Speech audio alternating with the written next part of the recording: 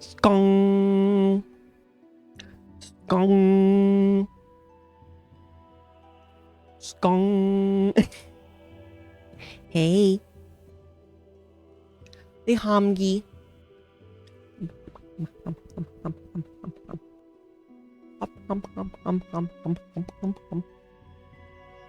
Fran's using the restroom, and so they have to stare at her using the potty. Very nosy. Give her some privacy, please. Some privacy, please. Time to go prove that we're a better red lady than that other lady that is definitely more red.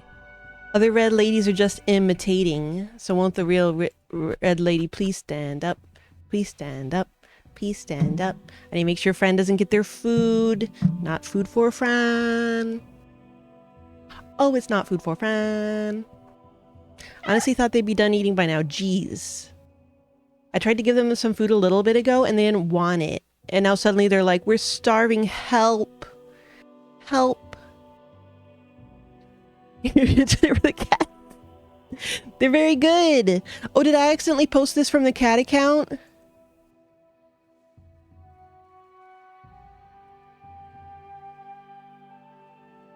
Fucking oops if so. No? Okay, wipes brow. I know that's happened a couple times before. Thank you. Yeah, Fran, you walk away. You walk away, Fran. That ain't your food. When you walk away, you don't hear me say, please, oh Fran, don't eat.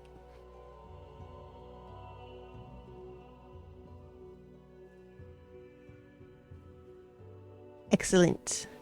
Has her pouch gotten bigger? Maybe. Impossible to prove. You can't prove it in a court of cat law. Okay, are the babies all done? Typhoon and hurricane. Uh-oh.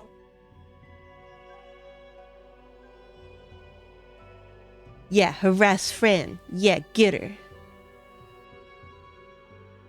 Get her.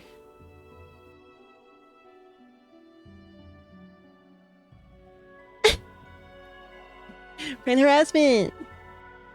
Earlier they were both rubbing up against Taro like he was mama and could give them milk. It was very cute. It was super duper cute.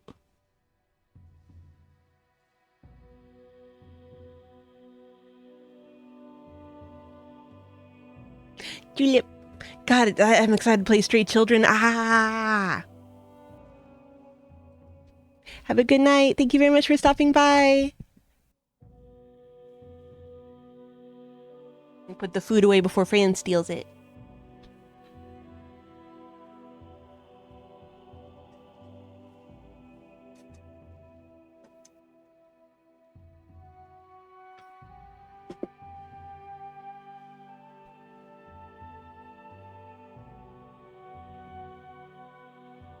The babies. So before we go back to the grind of fighting Ant Mom, I wanted to investigate this little path down here real quick. Get a little warm up in.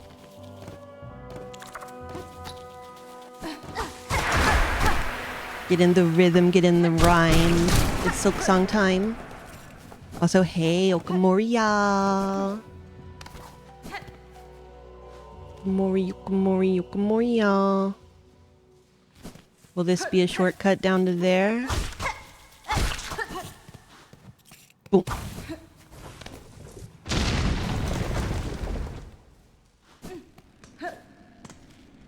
That's what this pin was secretly for all along. I knew. I knew the truth.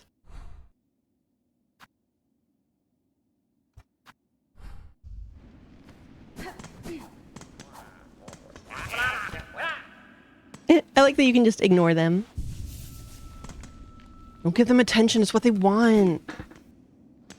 Oh yeah, do I want anything different on for Ant Mom? This isn't bad options. Yeah, I'll just keep this for now. We don't know much about her fight yet. But we do know that we don't have to lose shards doing it, which is the greatest gift of all.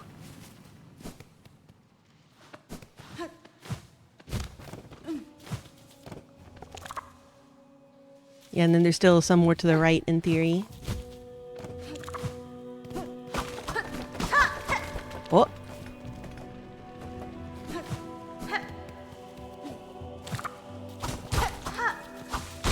Give me them 3 shards. No! Hoisted by my own petard.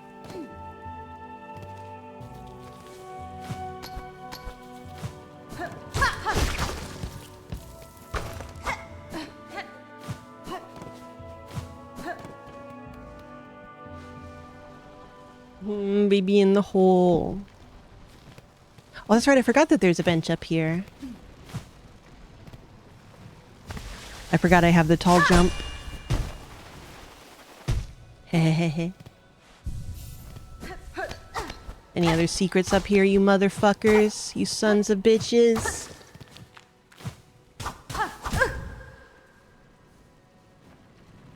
Okay, good. I bet there's one like half up the shaft.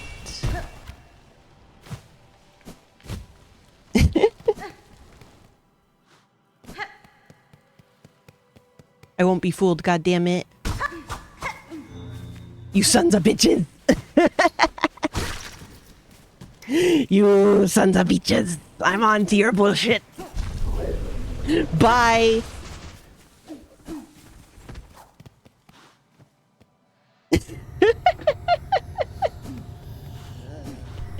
That's the opposite of a reward.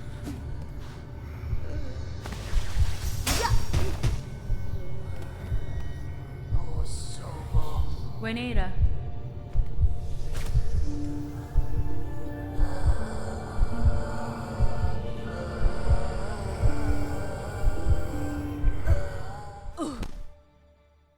The last thing I need is to deal with that in my life right now. Since the babies are a little far away, consider Taro. Have you considered Taro? My Taro. Oh, my Taro. My sweet Taro. Oh, look at him. Oh, Taro. I like him. Please do ponder Taro.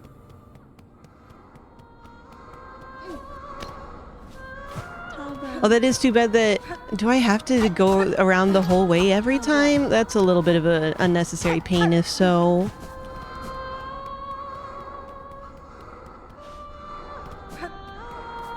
Alas.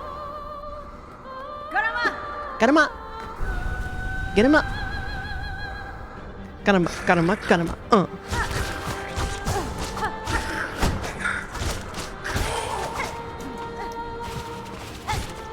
Okay, now that I think about it, Garama, it would actually be like a really good line in a rap, like in that way, like Garama, Garama, Garama. It flows well. Consider the Hornet rap. Consider. It's white lady rapping because look at her mask.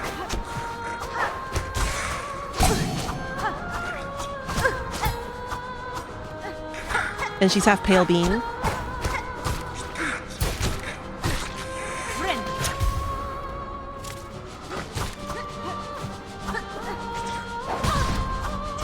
Whites. Alright, I gotta learn how to deal with these guys. Well, that was pretty good.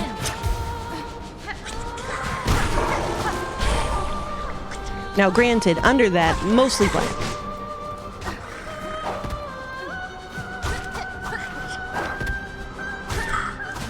Huh. Ooh. Alright, here she comes. What's the important color now is Red Lady Fight. I do think that this lady's design is a little cowardly in terms of how different she looks compared to the other Scar. She's a little hot lady. And not so much ants.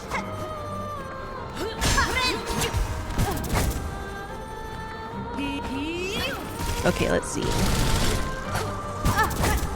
I need to see if I can parry those, of course. Yes, you can.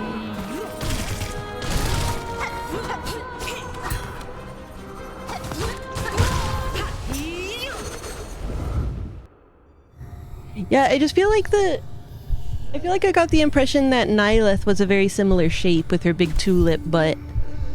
So they feel a little similar in a weird way.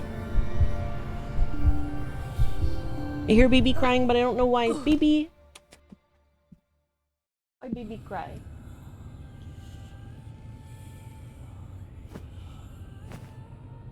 They're just wandering around crying. Very relatable.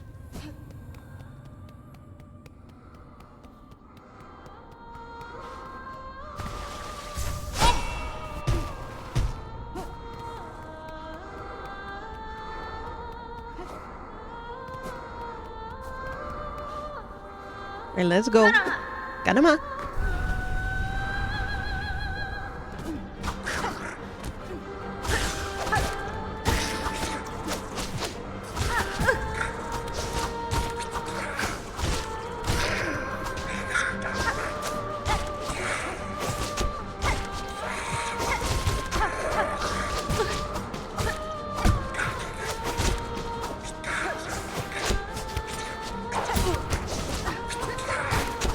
How dare you get in my face while I'm hook lining the other guy? Rude.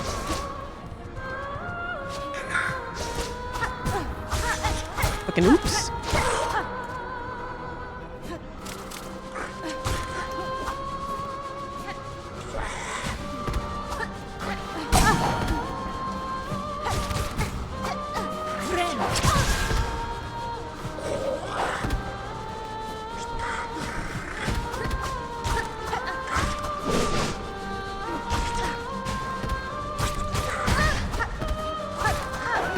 Fucking whoops. That's gonna happen sometimes.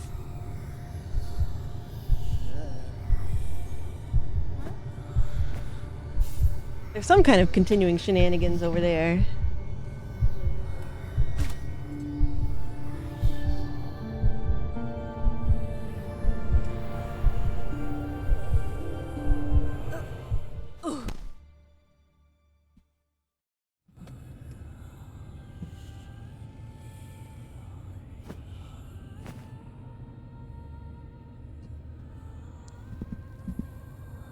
Fran looking over here like, aren't you gonna do something about this?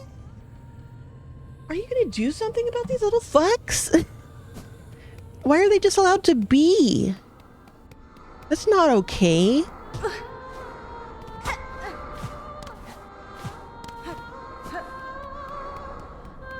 I feel like once you get around here, there should be like a shortcut lever or something. Like over here, you know? It's like, I've seen it, I get the idea.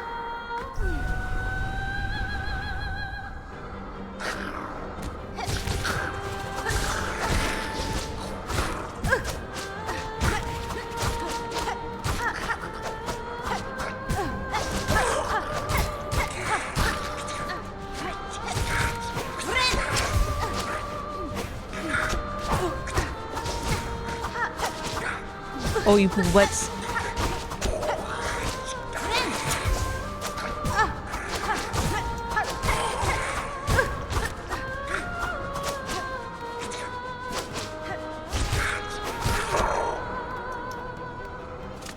Alright, you fucks. I'm gonna be like so careful. This might actually be a better time to break out my little guys than the actual boss fight.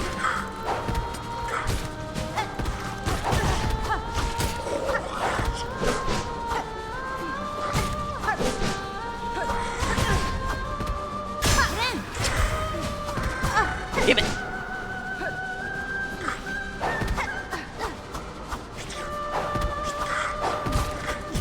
Can't you stick in the ground just a little longer after you fight me? Boo. Hey, brah. Oops. Also, Mom and I started watching The Birds tonight. We're only like 40 something minutes in, but I'm excited for when the birds start killing people or whatever. Yeah, the OG. Which I didn't realize is actually in color, and apparently a lot of people like remember as being only in black and white because it showed on TV so much, and TVs were usually black and white back then. But it was filmed in color, and it is in color, and I was surprised. I don't know if I've ever actually seen a Hitchcock movie.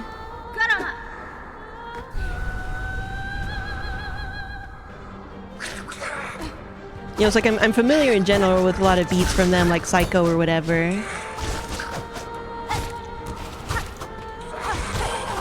I know that he was like an asshole. But I gotta say, the teacher lady, very cute. A lot of sexual tension between her and the main lady. I ship it. Oh yeah, I don't think I know as much about Rear View. I've definitely heard of North by Northwest.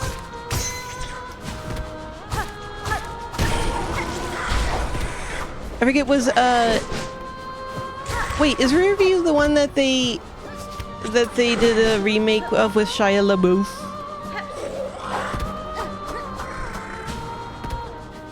Rear Window. Now see, I know more about Birdemic.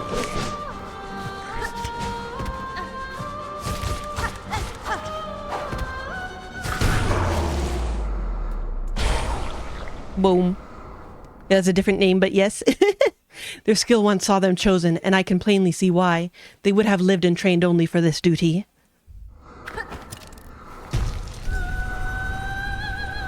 Fran, stop clawing at my poster! She likes to claw at smooth things. Yeah, I'm watching you. I'm watching you, bitch. Stop attacking Spider-Man! Look, I'm hungry for the third movie too.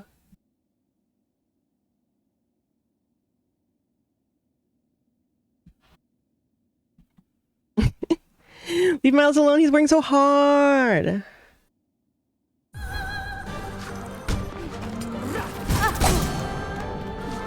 I did get the mythic Miles card in the Spider-Man crossover for Magic the Gathering, which if I was gonna get any Spider-Man card, I mean, I would want him because he's my boy.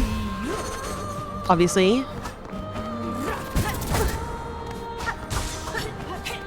Whoa.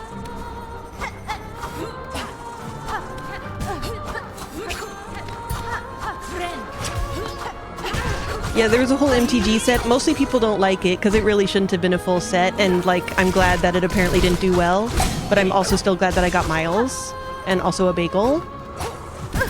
And I need a new card of the pigeon because mine got water damaged.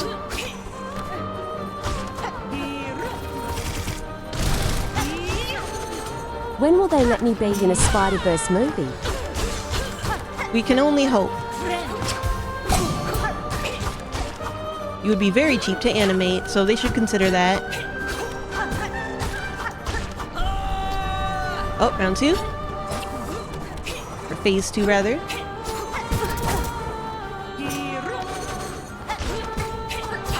It might not be worth it for even me to parry those. Oh! Thank you much, lucky dice! Stop that! That's rude.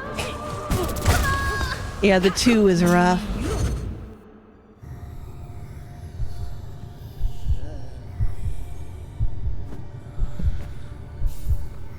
Yeah, the pigeon with the donut around it is like, okay, that's good society. This is a worthy card. But I couldn't figure out exactly why the Miles I got is mythic, because it doesn't seem that OP. It's pretty expensive. But there may be some synergies that I don't understand.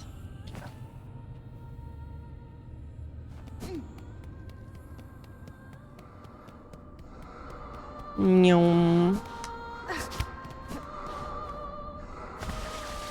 Yeah, true. Like, obviously there's a lot of like OP cards that are common and really, really good cards that are rare or whatever. But it just seems like if something's a mythic card, it should have something obviously like kind of OP about it or whatnot.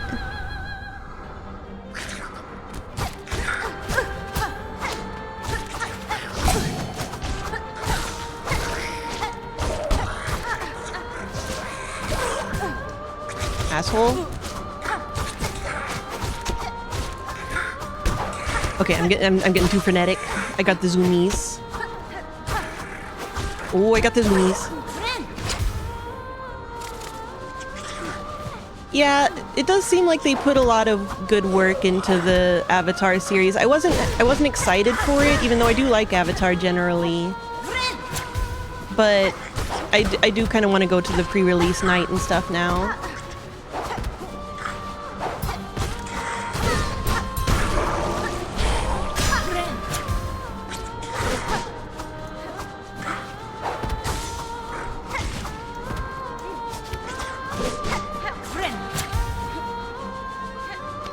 Wait, there's no Korra? I actually didn't know that. I just assumed that they would pull from both. But yeah, now that I think about it, I guess I never did see any Korra shit. Huh. I guess it's probably safer.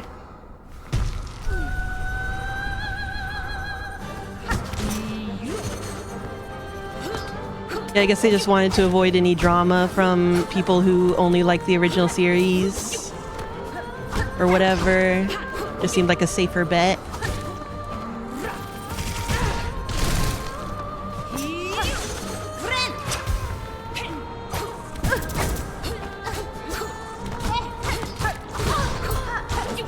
Later classic Avatar is definitely better than Korra. Or than Season 1 Korra, which is the only one I've seen. And it was actually very good until it got really bad. And I'll never forgive it.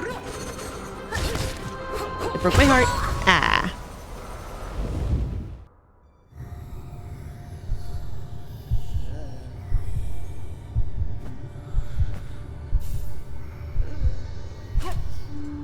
Boom, boom, boom, boom, boom, boom. Fucking dark Avatar. The dark worm.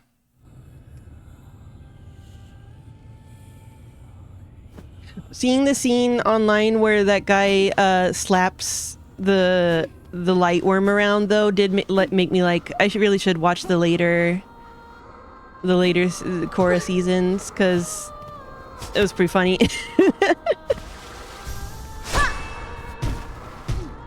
There's just something very funny about like, no, the worm that has all my dead ancestors in it. No, you're slapping all of my ancestors out of my worm. No.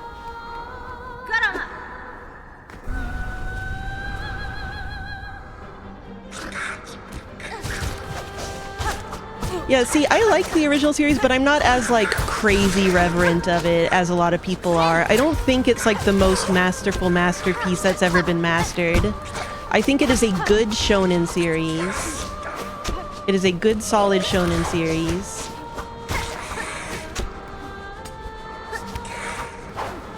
But yeah, the Korra started out so strong, and then they just said fuck it with the end of the first season. They just said fuck our own show. We hate our own show that we made, and I don't that was very disappointing and depressing. Why did you make that story if you decided that you didn't want to tell that story, huh?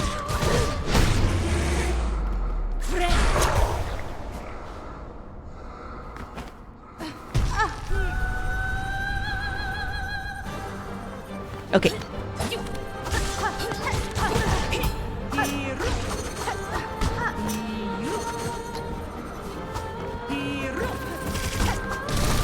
Oh, I can pogo off of those. That's good to know.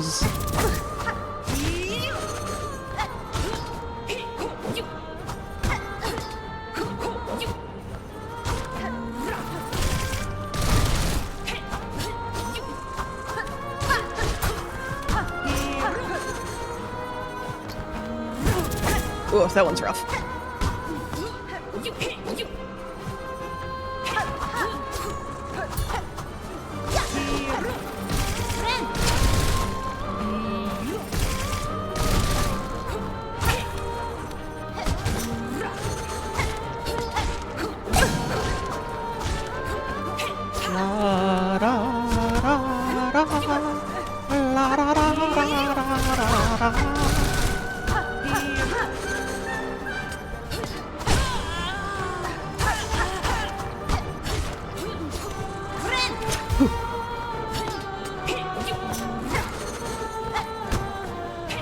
It's funny when I hit her butt and it doesn't hurt her.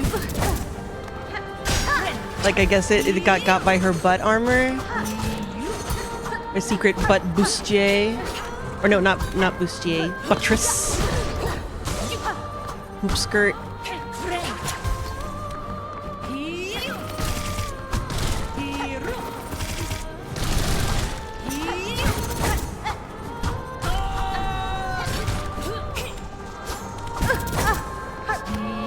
Whoopsie!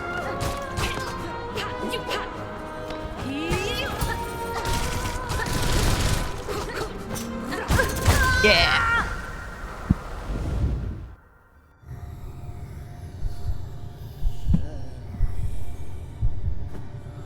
Okay, here's the thing. I am sick. I'm sick. No, wait. I need myself to not be lagging from this particle effect. I am sick of people bringing up the fact that they found out that they were going to get more seasons and that's why they had to break the whole story of the first season. That doesn't answer anything.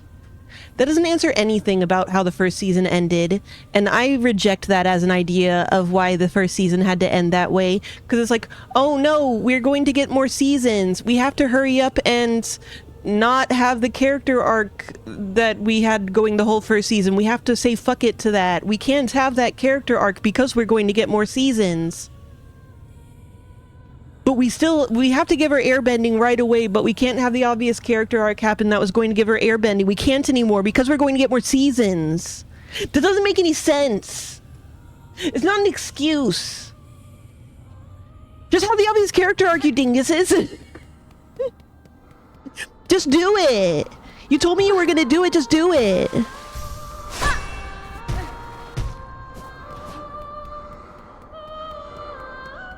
Neither thing explains it. Whether they thought they had more or thought they had less, neither thing explains why you would be like, we are doing a character arc where she needs to learn to airbend by not just being angry all the time. She needs to learn to control her feelings to airbend.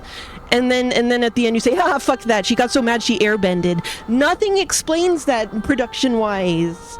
No studio interference. It doesn't make any sense. It doesn't make any sense. Why would you do that?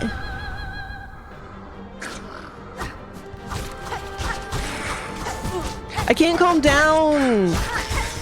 I can't calm down because I saw people in there talking about how this number of seasons they didn't know, and that's always what everybody says when you talk about how the first season ended on the opposite of how it was supposed to end. Why do people say that? Why do they keep saying it to me? To my innocent little face.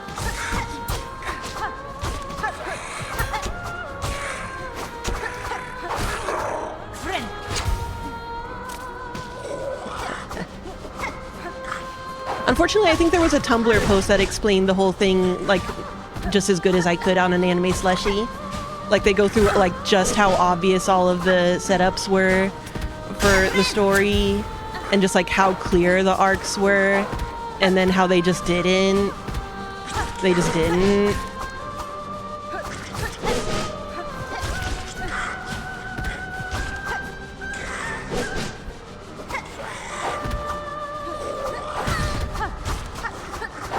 Whoops. Oops.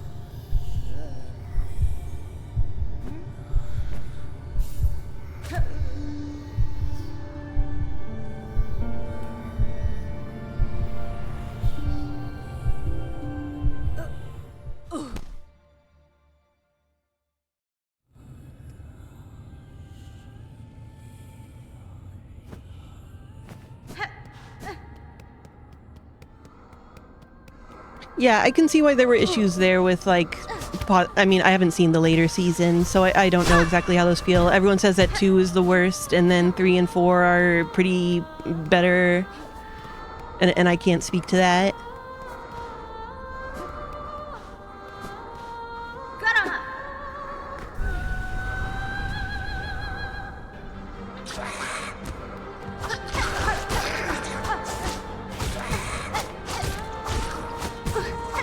I have seen a water person with no arms, like slip slapping around with water arms, and you know, that was pretty cool.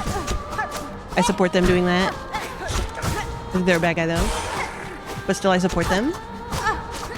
As far as flip slapping around with water arms goes. Shit.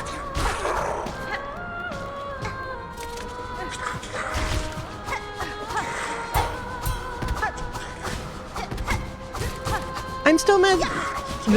In terms of like other things that made me mad about the end of season 1 that I'm like just suddenly now remembering, I'm still really mad that they never covered why Torok could take away people's bending. They like didn't even bother to make an excuse in terms of like, I don't know, there's like water in your brain that he can cut off or some shit.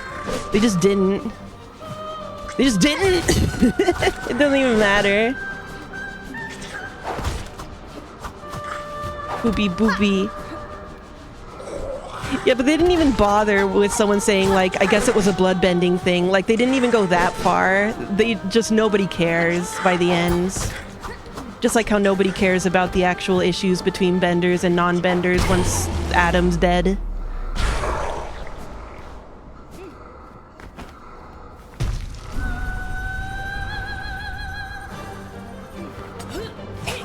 Because yes, it was a White Fang plotline all along. It's the same story.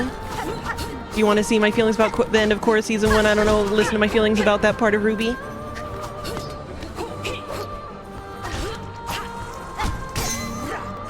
Ooh, crit.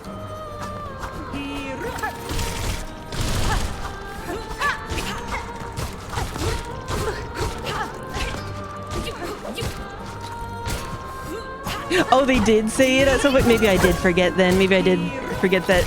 Trick. Please, you have to find the line and let me know if that's actually the phrasing, because a bloodbending trick is a very funny way to describe taking away your superpowers that you had your entire life. Wow, neat. This one funny trick that benders hate.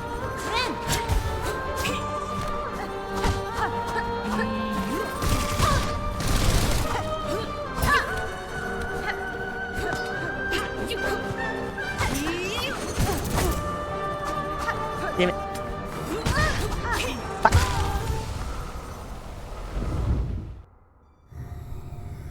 But yeah, like the whole, if you've never seen a Ruby but you have seen a Korra season 1, that whole thing where like they brought up some actual like serious issues between like of being a non-bender in the society and all that stuff, but then like nobody cared as soon as they found out that the guy was just like an asshole that led that movement, and so it doesn't matter anymore. That's how they treated the furry racism thing in Ruby. It's pretty good.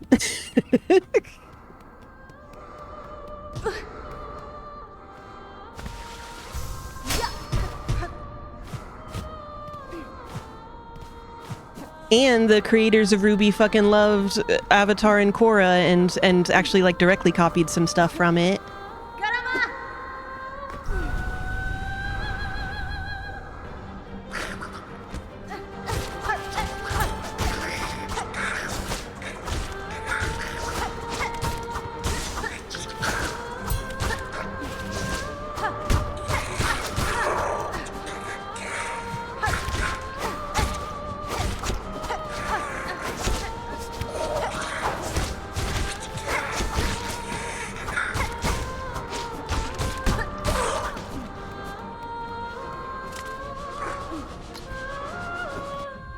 Alistair?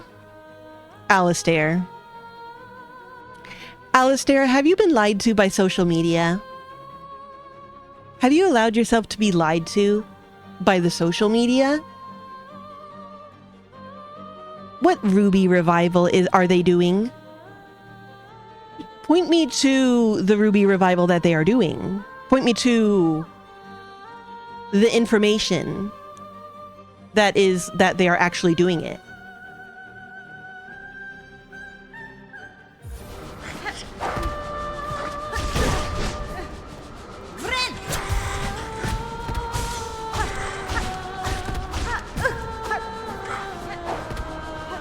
Because everybody keeps using like everything as a sign that they're totally making a volume 10, and nah. I'll believes it when they actually have like a studio that can animate it, because they don't, and there's no way that you're making a show without anyone to make it. That seems self-evident, but apparently not. They keep teasing.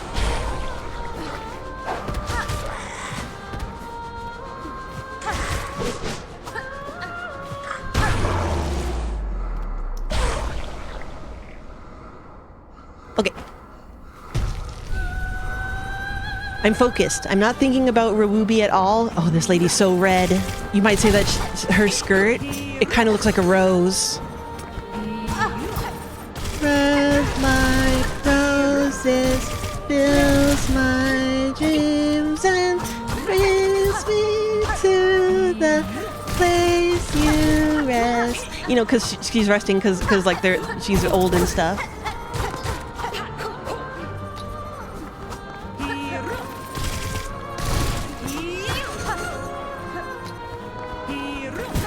Hornets cold and always yearning, bursting by the royal test.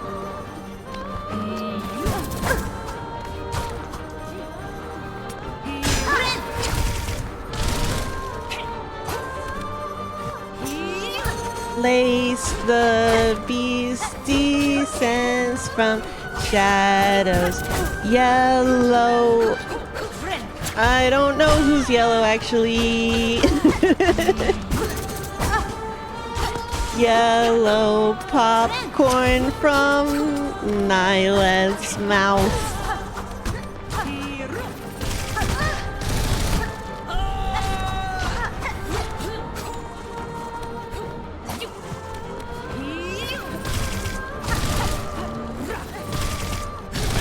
Damn it.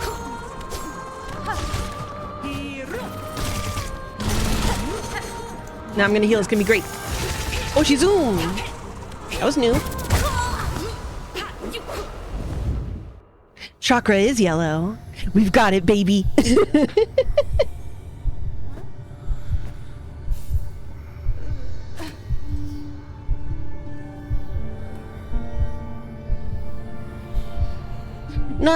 I said before, sometimes her butt just blocks attacks. Like, you just attack her butt and it doesn't do damage, but sometimes it does. I haven't determined why or when yet.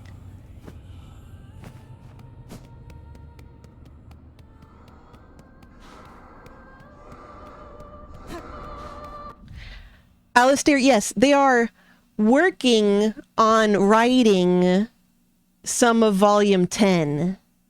But you do realize they can just do that.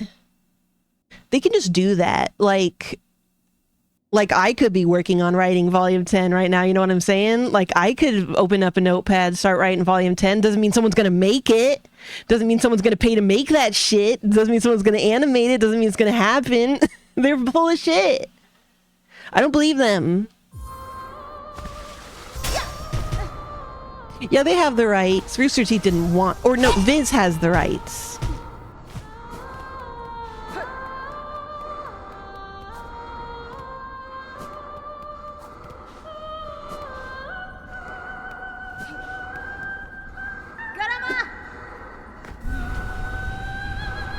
Yeah, they're... So Viz got the rights when Rooster Teeth died, but they haven't said anything from their end about, like, making more Ruby or funding more Ruby. Though they say, you know, like, look forward to what the franchise brings, and then they'll, like, release new merch every once in a while.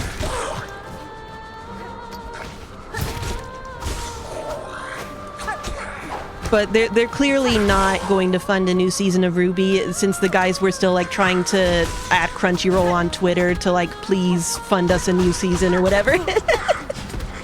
So, like, that's clearly not taken care of. And who even would make it? We have no idea.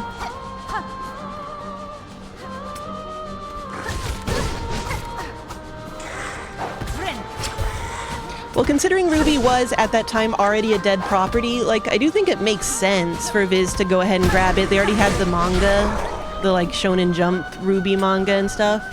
So, like, they might as well have. If anyone was gonna, you know, go ahead and pay for some of the licensing, that checked out.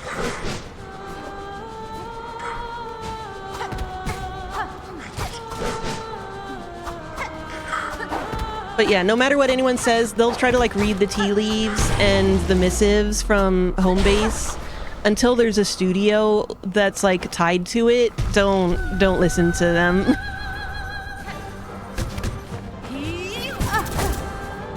Alright, focusing, locking in.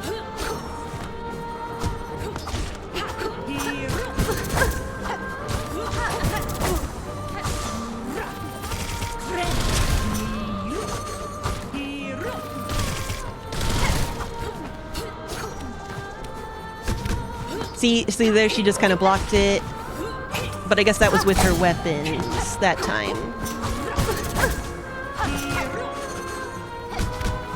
Oh, see, that time there was a blocking sound, but she was just kind of like twirling. I guess the idea is that she's blocking it with her spinnies.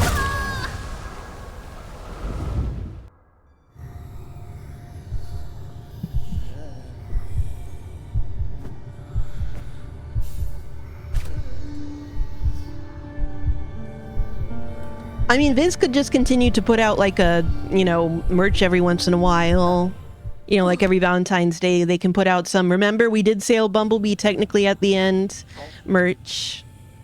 And that's sufficient.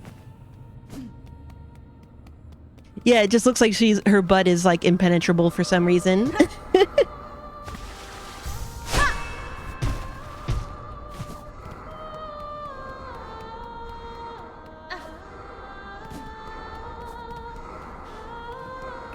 But look, no other franchise has anywhere near the history for me as me and Ruby.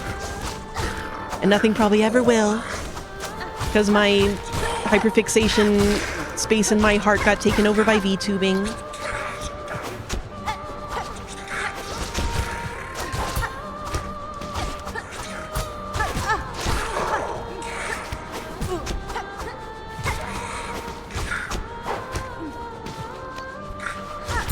Well, I didn't even...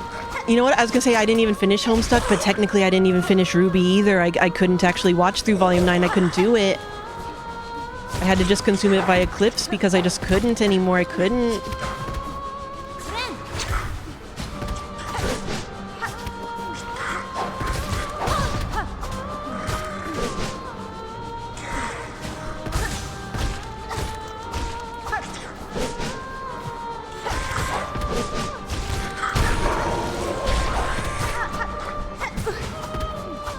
Arenas are just a technique weak ants use to be stronger.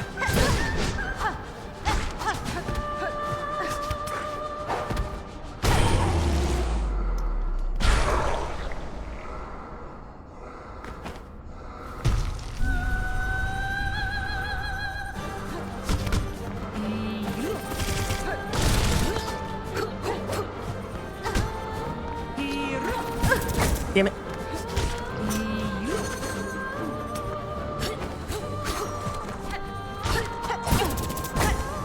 God, parrying those is more difficult than I would like. Ah, you shouldn't be allowed to come all the way over there. What am I even supposed to do about that? I guess dodge under? God, that's a big hitbox, though.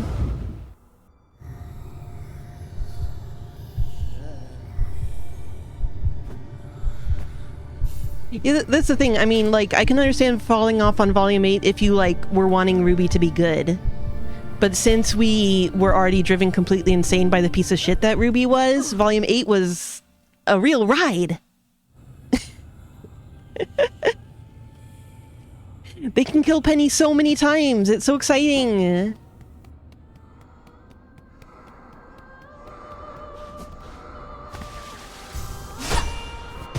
Hey, Saw, yeah, Ruby ended up coming up. Because we were talking about Korra.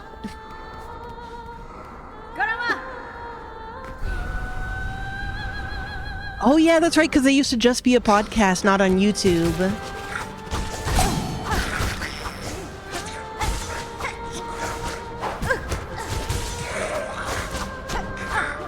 And then production value creep set in.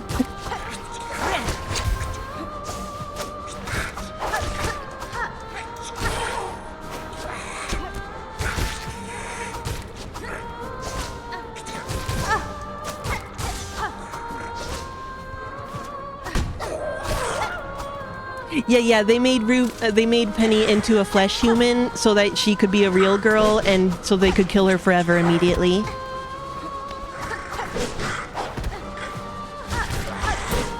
But like, we're all really proud of her, and it's a good thing that she died. Ooh, crit.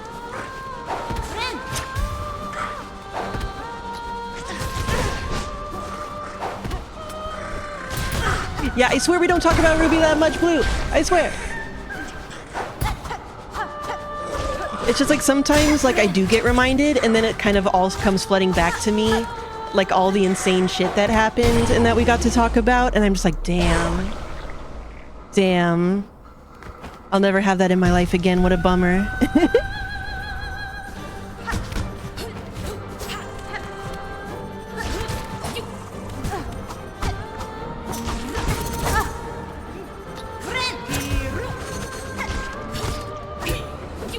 Alright. I'm focused, like a locust on a locomotive.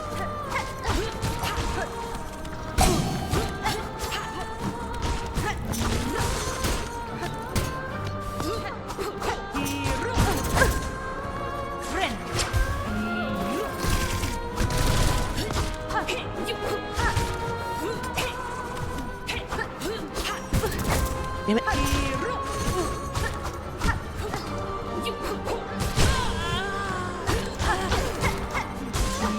There's kneeling. Okay.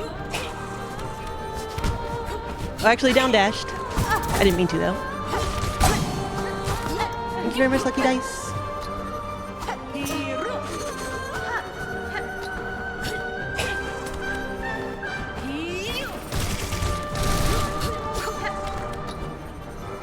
Damn it.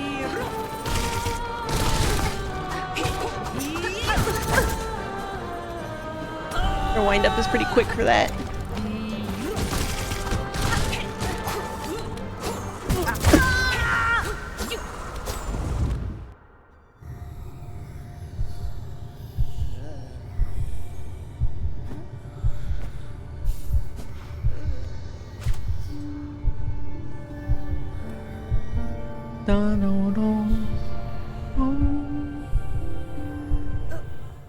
Yeah.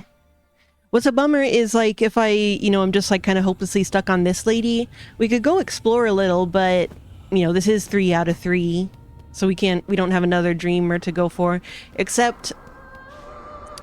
So I did find out that there is a 4th secret one. I don't know anything else about it. That's all I know, is that there's like a 4th secret heart that you could get in some way. That someone had brought up as like an emergency if I couldn't deal with that one fucking arena. So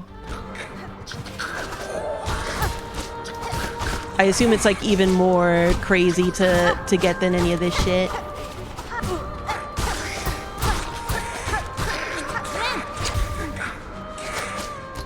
It does, Blue. It looks so good. There's just too much of it.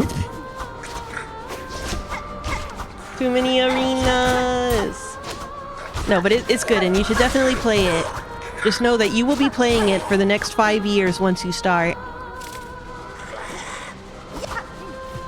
Oh, I clicked on a spoiler, to be fair. That was a time when I was weak and clicked on a spoiler because it seemed like they were talking about like some way that I might not have to do the arena. And I was like, I need to know. I can't just know that some kind of information of this nature is out there.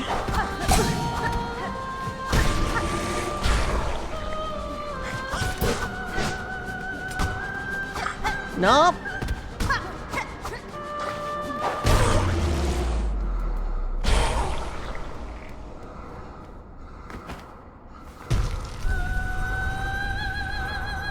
And it depends on how quickly you can get through bosses. Like, I don't think I've been playing especially inefficiently. Obviously, I don't beat every boss super fast, but obviously a lot of people take longer on bosses than I do.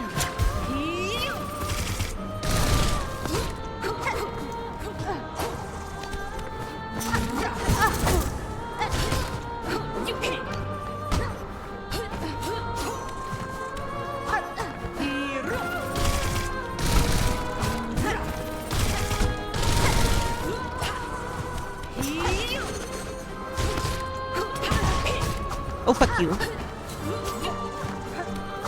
Damn it. Damn it.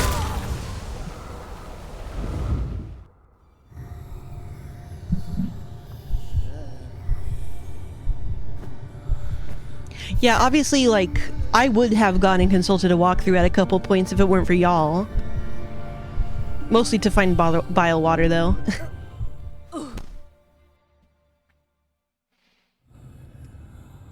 Yeah, I'm not too mad at her yet, but she is trouble in terms of when I can actually hit her and when she's just gonna block it.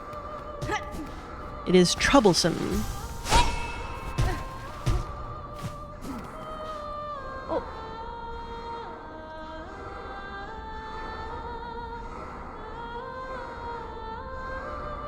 My from. Oh, my from. Oh, my from.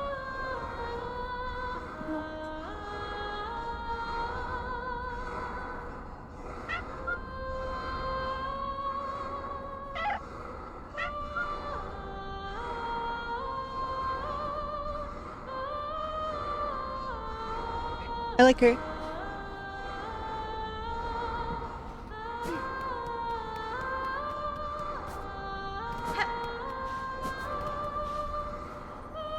Where's the baby crying? Where baby? Did you just wake up and feel confused? Were you calling for your sister?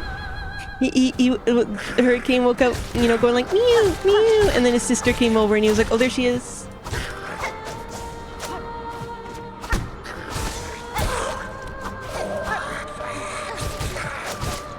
Yeah, I think I spent longer on Seth than I spent on Nihilith. Pretty sure.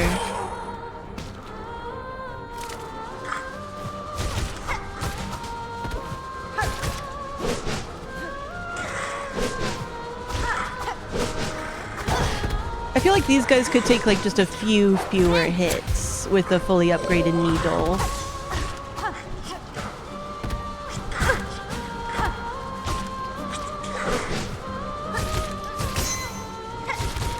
Oh, I didn't even know I could crit with the claw line.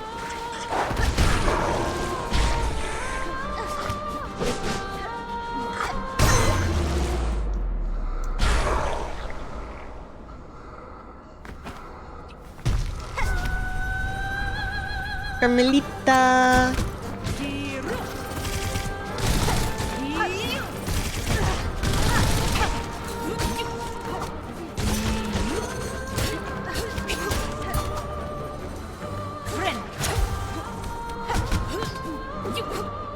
I feel like that's annoying that I wasn't able to damage her there because she was blocking. No damage there. No damage there. No damage there. 1 damage there. Woo!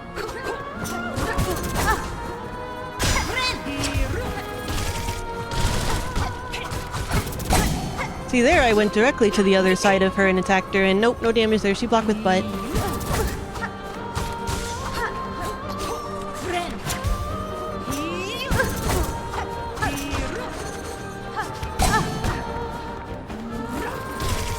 Damn it.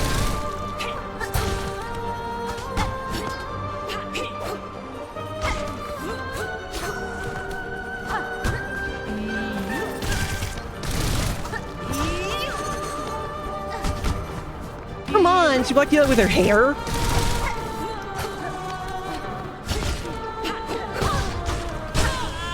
Oh.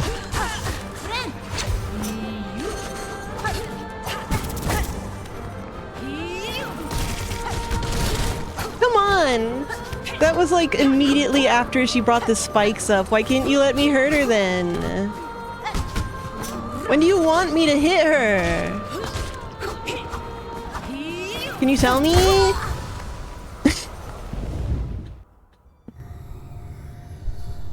Excuse me, devs? I will attempt to hit her during the periods in which you want me to hit her. I simply do not know when they are. They seem to be quite random.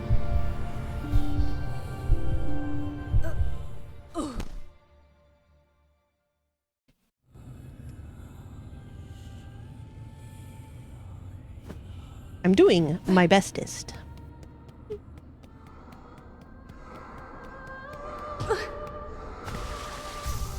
I need a baby down here. Hello. I need a baby down here. Hello. Little baby under the table. Hello. It's Typhoon.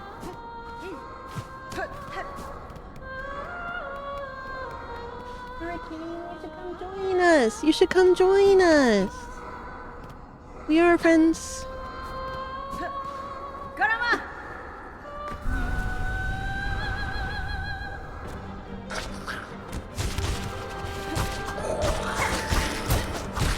Yeah, it's especially hard when it's a boss like her who seems to like be able to insta-block, because how do you know if she's currently in a state where she can do that? It could be any moment, and sometimes you can hit her, but there's no like visual tell for that. It's just whether she blocks or not.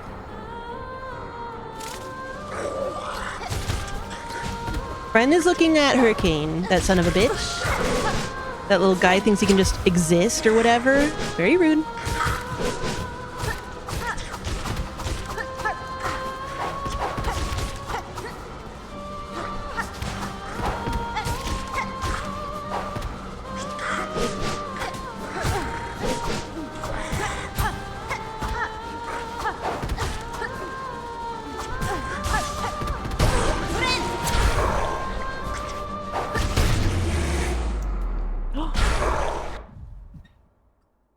Baby. Baby. Here she come. Here she come.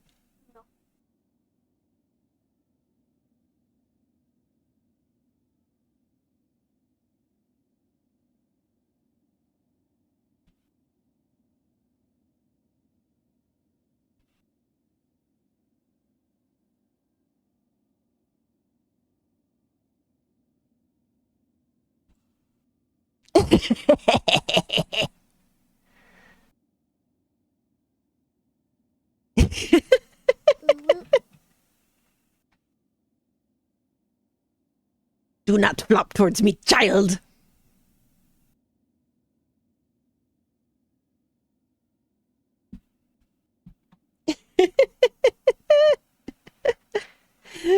Gumpy. Grumpy ant. I can't Okay. believe this shit. Speaking of a grumpy ant.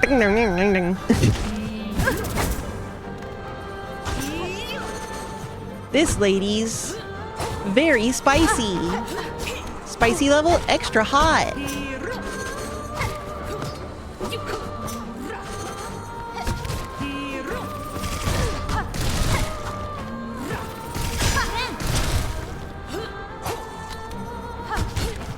That is so bullshit.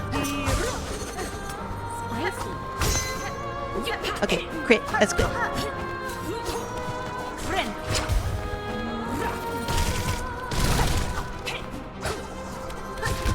Come on.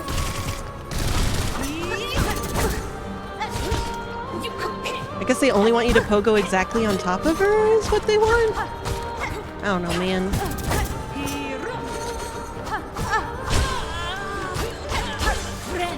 Ew.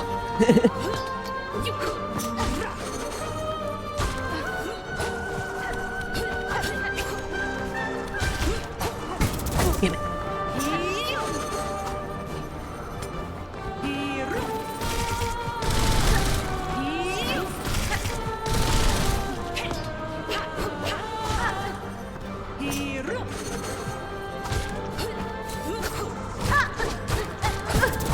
Damn it, damn it, damn it. No! Damn it. Damn it.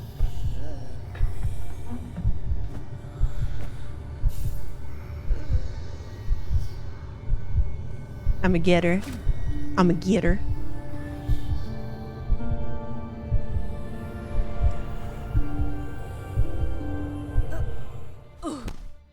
My friend. Oh my friend.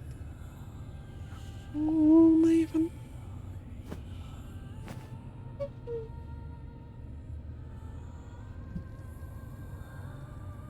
Little baby plodding along. What's up, little guy?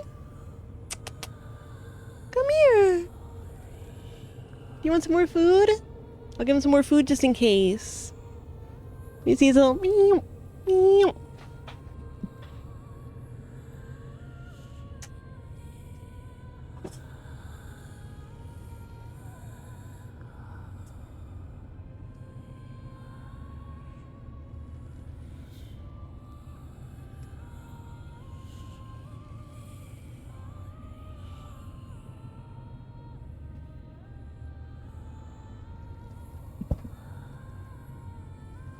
Oh, a towel. Apparently he did want more food. Yeah, it's a king bed. For the king, Taro.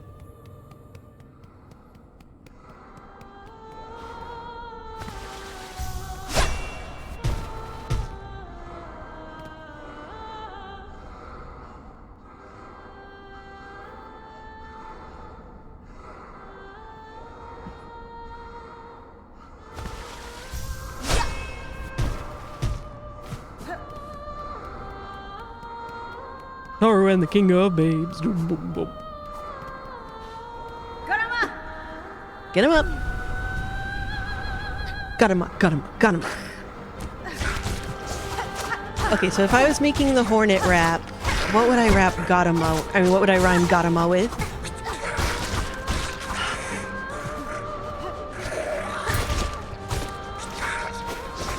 That's a toughie.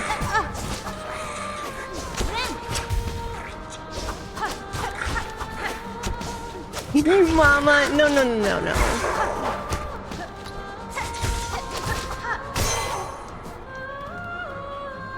I want to say, I feel like you could rhyme it with get it up, get 'em up, or something. Like, it'd be like, got 'em up. If you got weapons, better get 'em up, or something.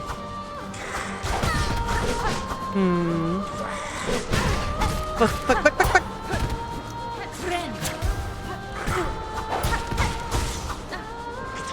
Yeah, it's the intonation that makes it a little bit of an issue. Because then it's like, if you want to use drama, it almost forces you to say it like a Japanese word, like daruma. wait, daruma is the perfect word. How can we work the concept of a daruma into the hornet rap?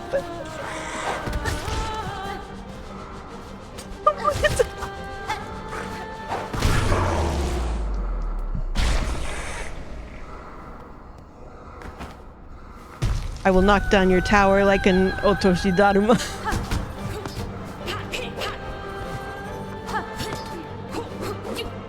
Okay.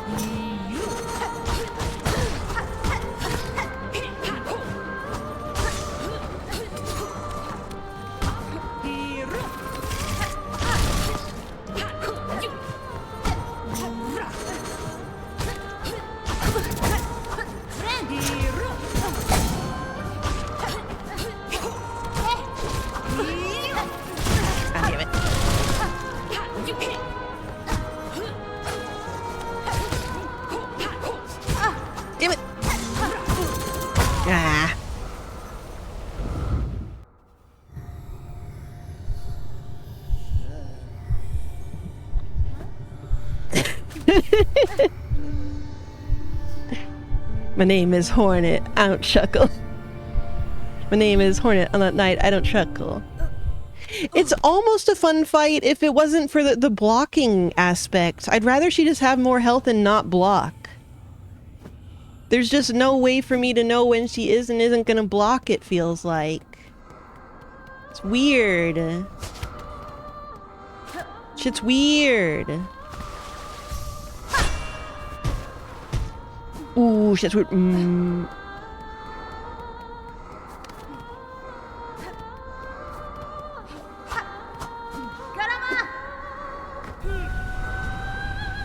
Got him.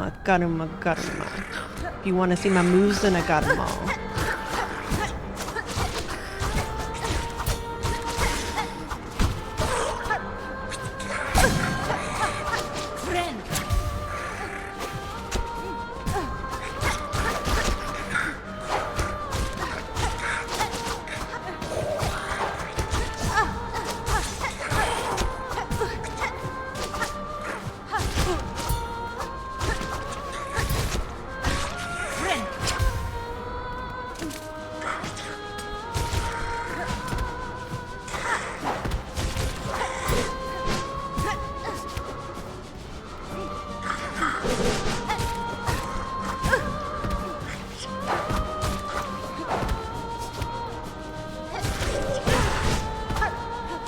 Whatever with your hitbox, motherfucker.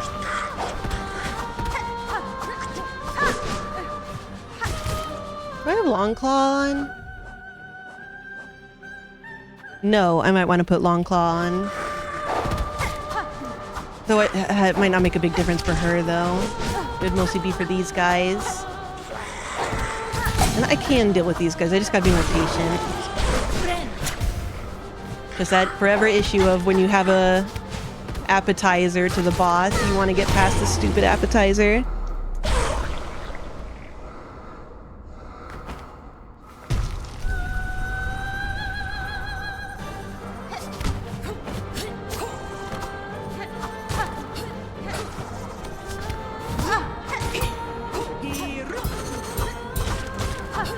I somehow parried all of that.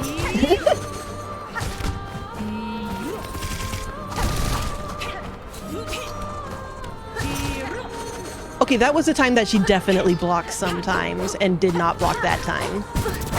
So, whatever, man.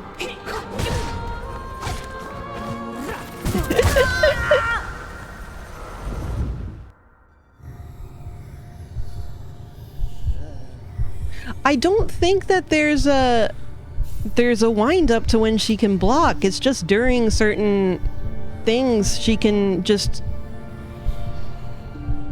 She just can. And she might not, but she can.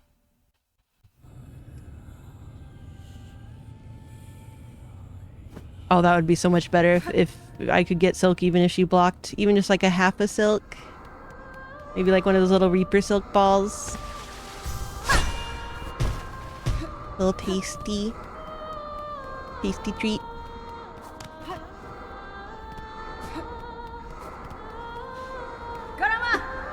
Little silky treat. Silky treat, please. Okay, I'm locked in. I'm not rushing. I'm in the zone.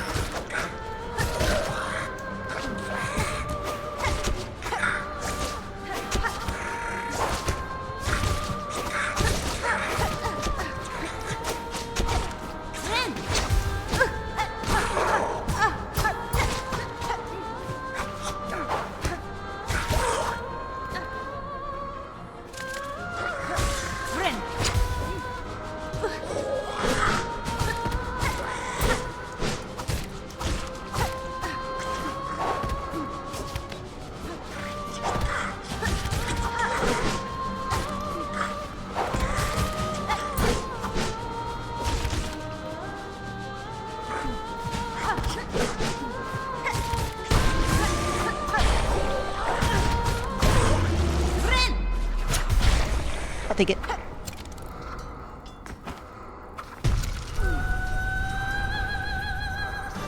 No, Fran, it's not your food! No, Fran!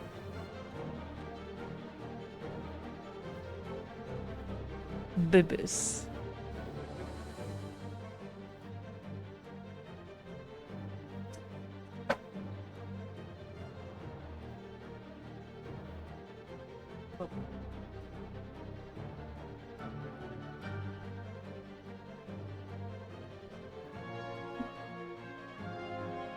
BB fights. Okay.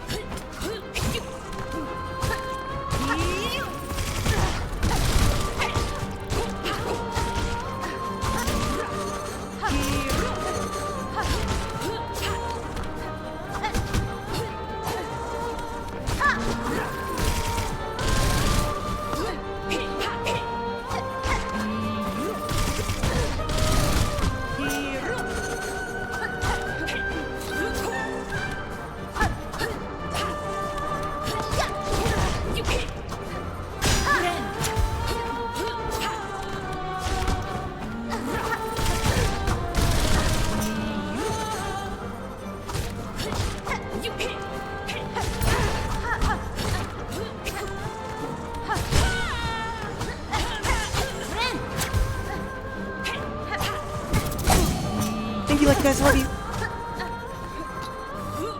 This ain't good. Like, come on, she just blocked her head. Fuck you. And that time she didn't block even though she was doing the same animation. The same goddamn animation.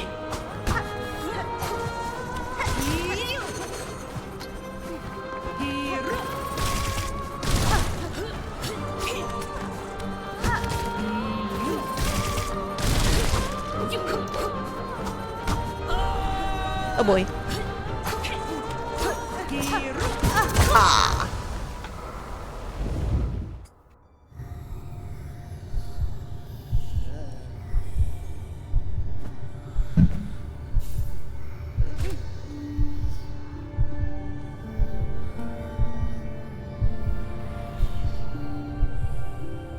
Little baby boy. Little baby boy.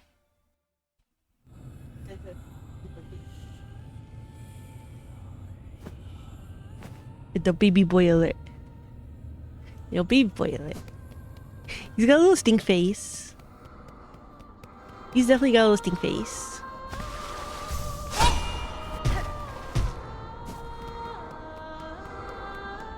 Little stink face.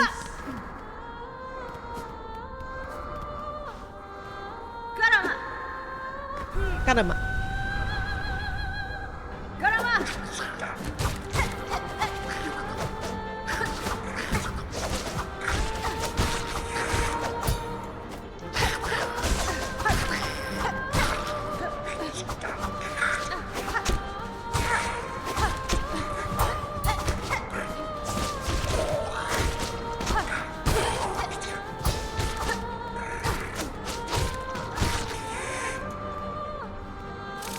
Two baby.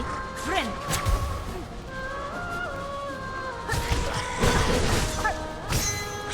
Okay.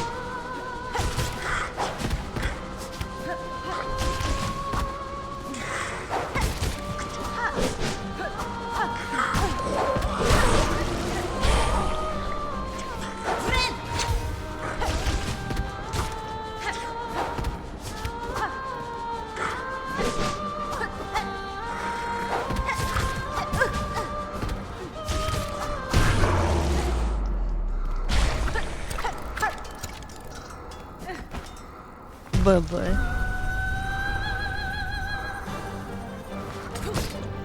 It's P-U-R-R term. Please. We have a quota to meet for cat puns.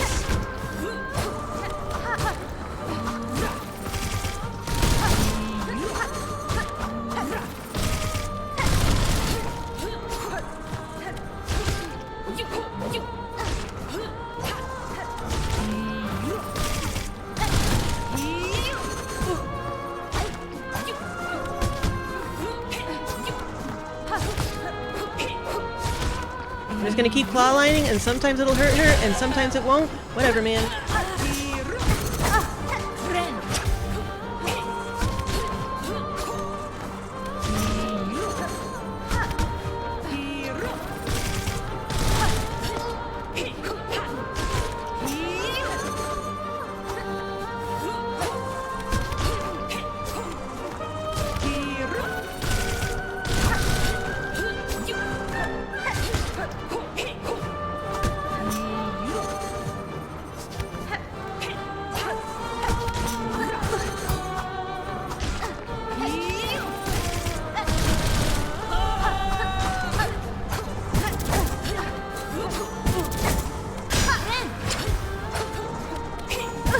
Damn.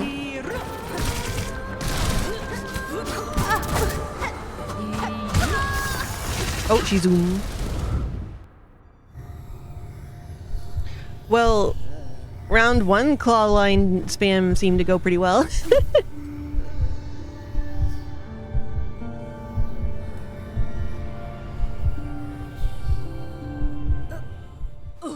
It's just really weird, like, cause like usually, like when she does her spin and the big spikes come out, usually in the moment after that you would have an opening, at least from some angle of her.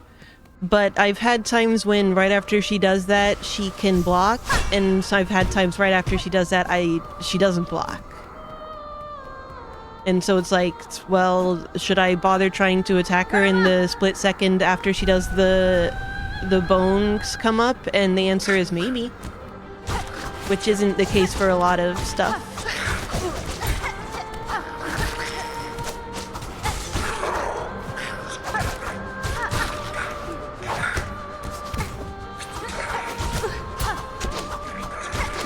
Okay, wait, I gotta focus.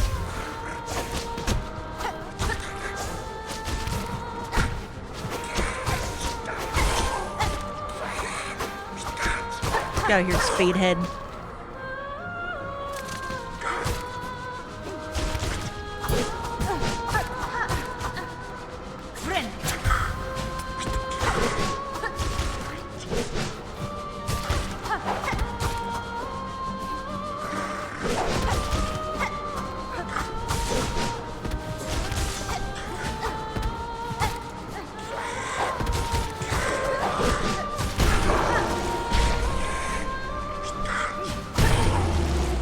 Okay. Bring it, bitch.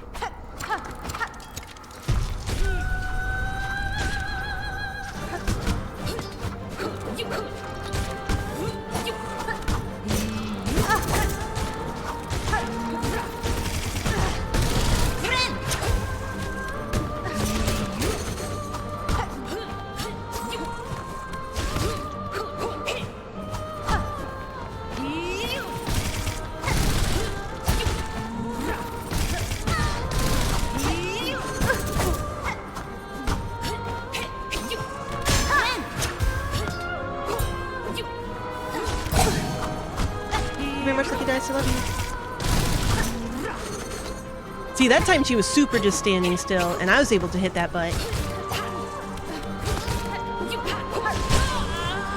It's just not reliable.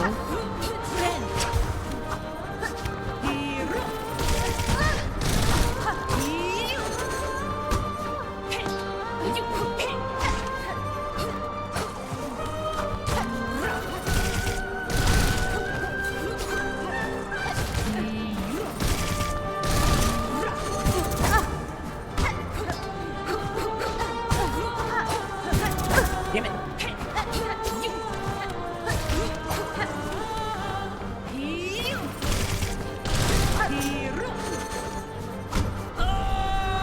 Damn it. Wait, you didn't do two? Okay.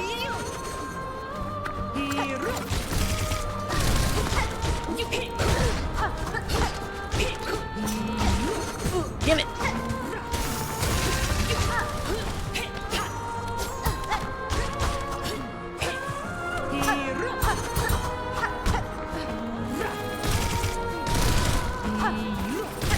Damn it. Okay, okay, I'm learning though. I am learning. I am improving.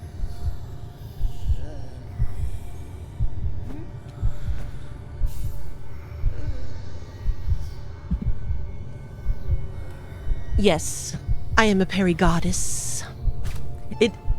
As always, it does look very cool whenever you're like, running towards someone and you parry their attack and you just like kind of like hit it away. Like, no. Get that out of here. I'ma kill your ass. Parry the platypus.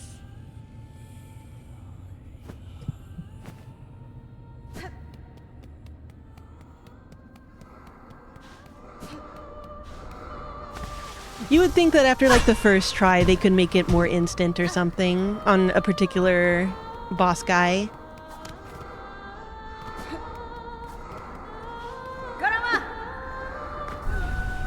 Especially when apparently it's so many particles that it lags up my fucking computer.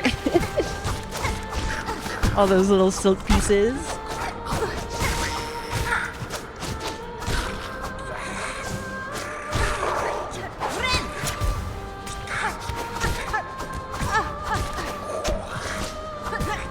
Damn it. I'm getting tilted on this part because I just want to get back to the part where I'm actually fighting the boss. As always happens. Okay. Lock in for the boys. Let's hear it for the boys.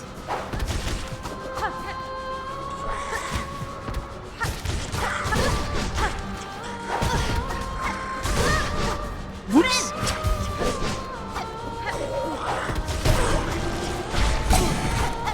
Thank you, lucky dice.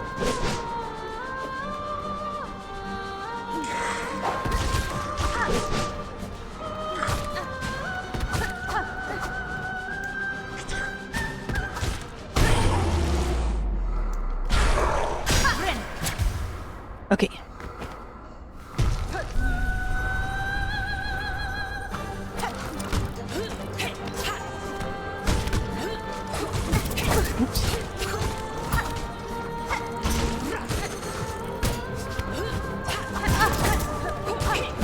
Ow. Not the best start. I'll admit it.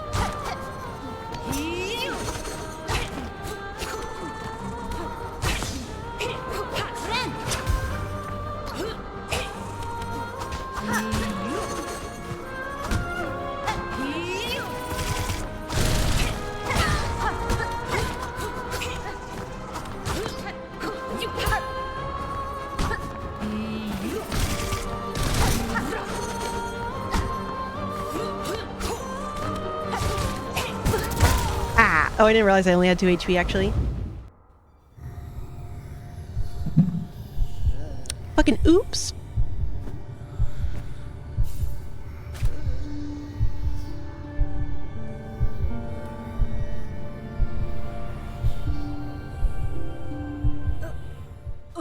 She do. She do.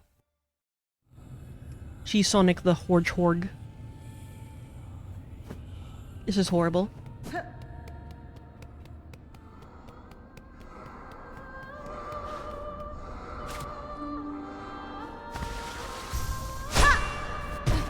Well, because I think a lot of her attacks do 2 instances of 1 damage for a total of 2. In order to nerf my beloved lucky dice.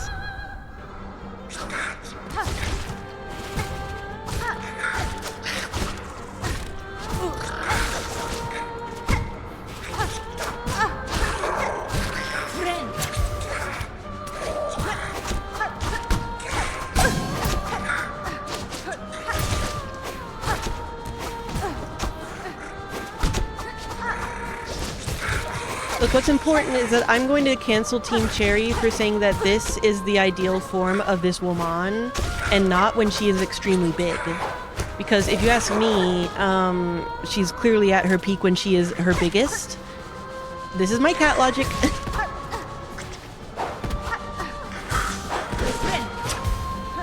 When you are the biggest bug, you can simply eat the other ones.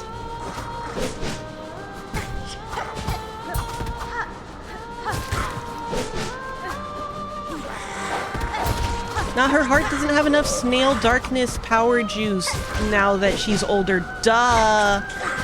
Only young sexy ant ladies have enough power heart snail juice. Duh! Shit, fuck. This is Saul's fault.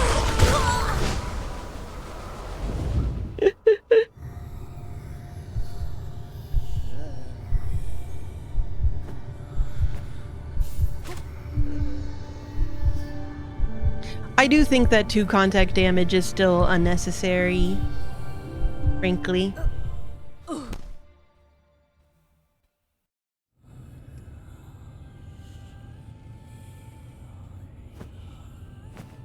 Yeah. Maybe she's fulfilled by being a mama. Did you ever think about that patriarchy of heart power souls? No, you didn't, I bet. Typical.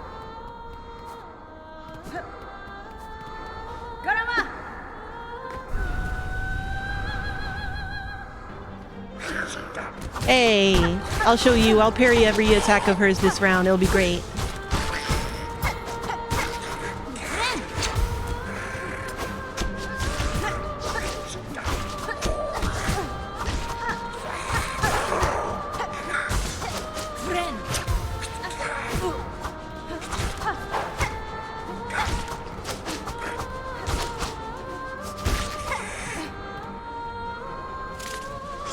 Also, you don't have to worry about positioning as much as if you parry.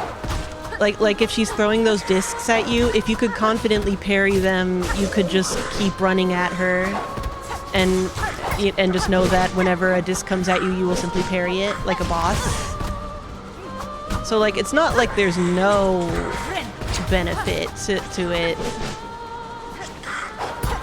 It reduces variables in theory in certain situations.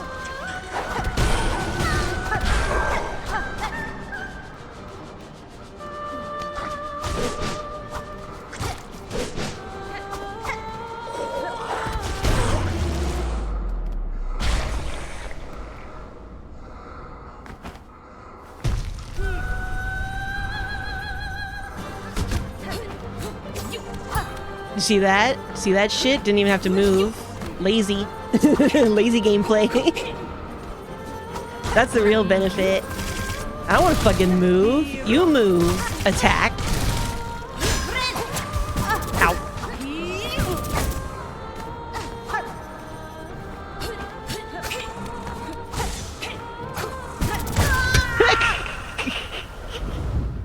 See, the problem there was that I tried to dodge them. I didn't simply stand there and parry them like a boss.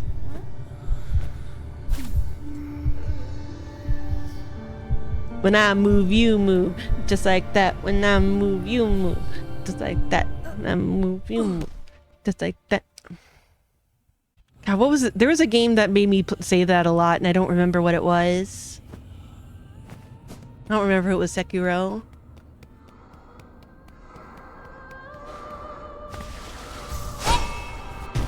Okay, but the problem is that I did not simply try to parry everything that time. So this time when I get to her, I'm simply going to try to parry everything. I haven't played Parappa, though obviously that's something that I would have to create a special model for. One of those big silly flat models that pushes around.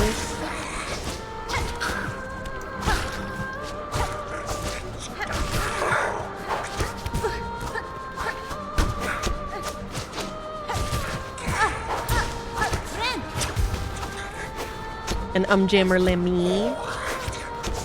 We would play them both, of course. I've never played either.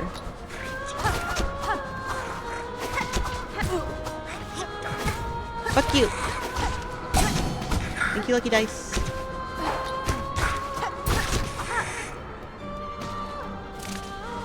Yeah, it has to be 3D because it has to move around in that weird flattened model 3D way that I've seen them do. I'd have to study it some more, but like I'm generally familiar with the way that the Parappa models look and move.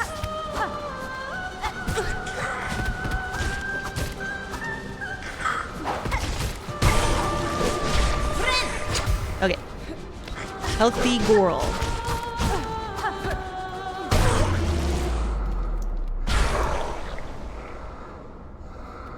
They're definitely pretty uncanny.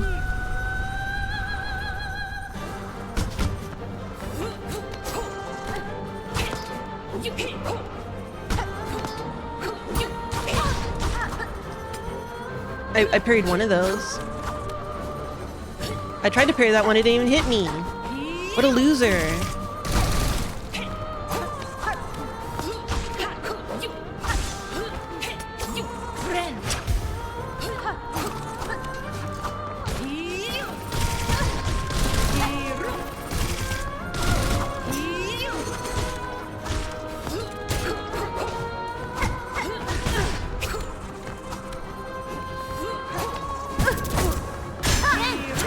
That didn't go so well. Hey, I did parry her saw blade self though. That's interesting.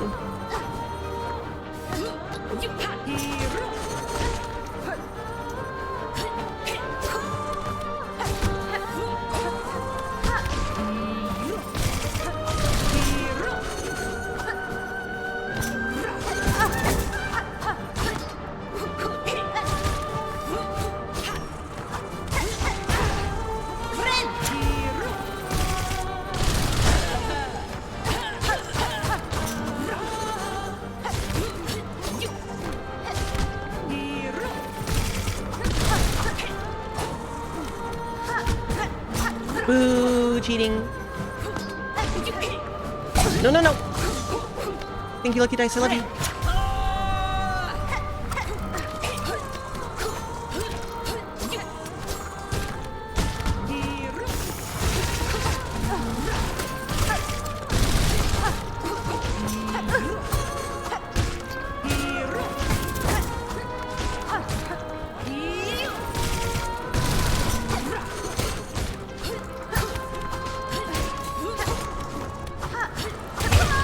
Damn it.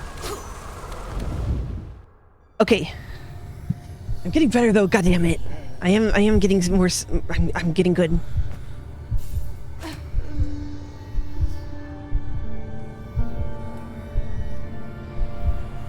I am getting good.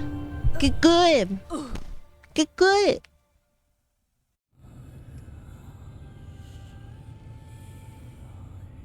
Let me in, let me in, let me in.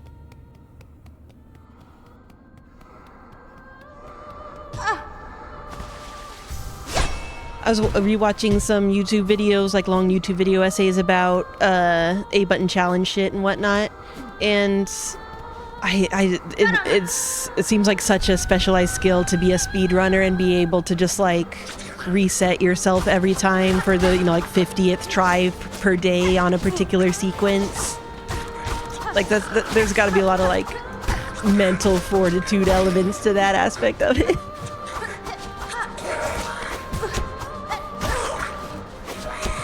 I guess at some point you just like you're just going through the motions of like, I'll just assume that this will fail at some point, and you know, like we're not worrying too much about it until you aren't, until it's going good, until it's going so good.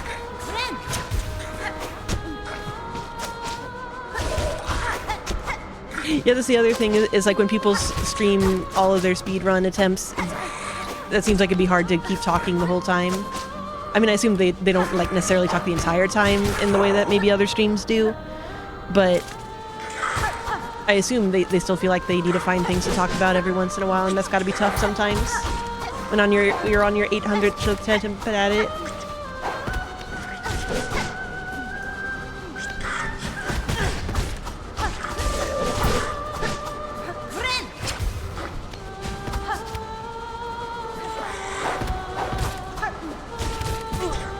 Hey, getting a butt in my face. Butt out of my face. Out of my face and into hell.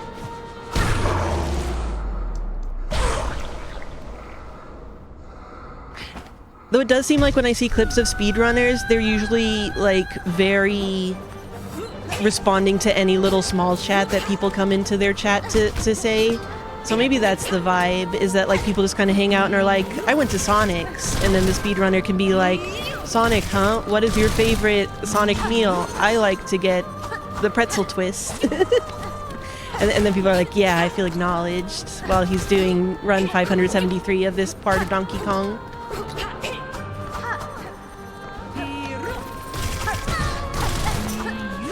Damn it.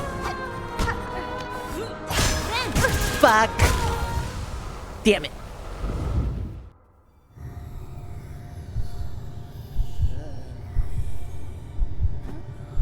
Whatever.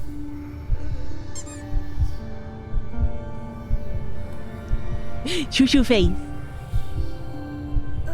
Yeah, if someone wanted to get me tilted during my world record speed run, they would just have to be like, actually, I think Ruby was really deep in Volume 9. I really liked what it had to say about suicide. And I'd have to be like,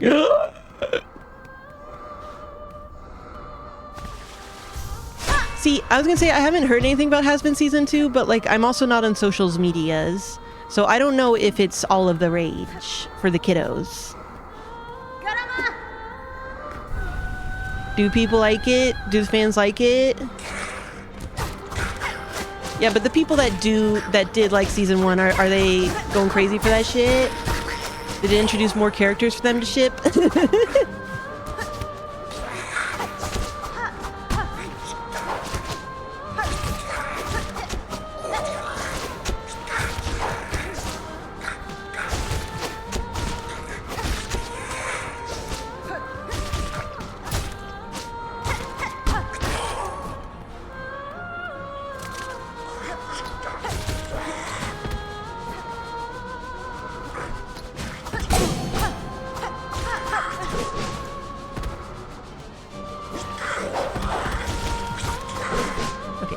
I'm focused. I'm not thinking about Has Been Hotel.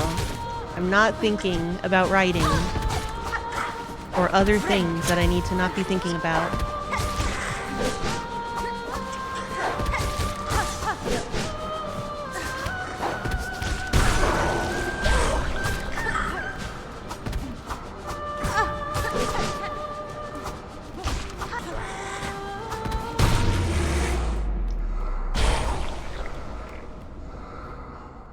Everyone you know is this extremely mad at Charlie and her bullshit.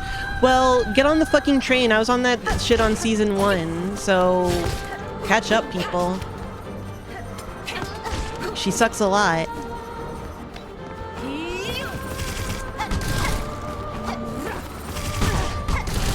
You know, this lady, her color scheme could fit into has-been.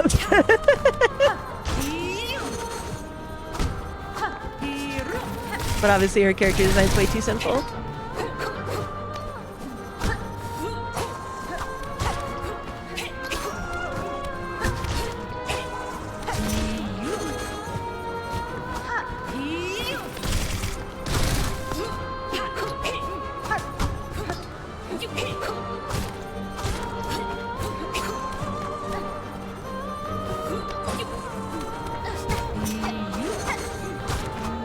Nope! I need to stop looking at chat. People are saying things, and I'm curious what they're saying, but I need to not know. That's not what I need to know right now. What I need to know is what this lady looks like dead.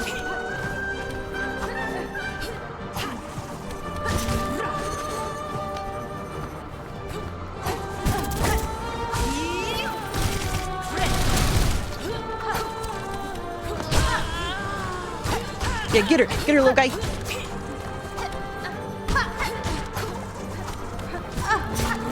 Fuck your contact damage. Fuck you.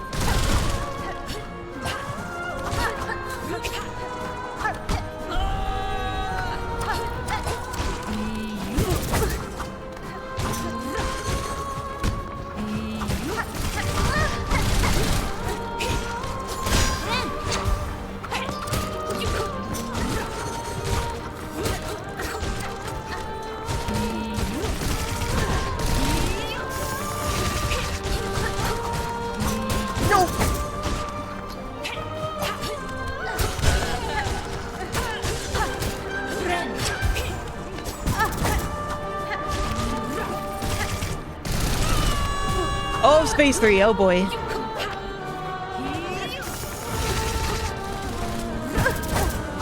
No, at least let me see some more of it before I die.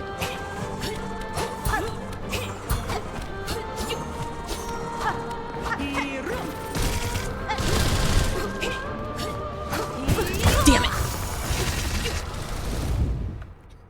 Okay, so there's a third.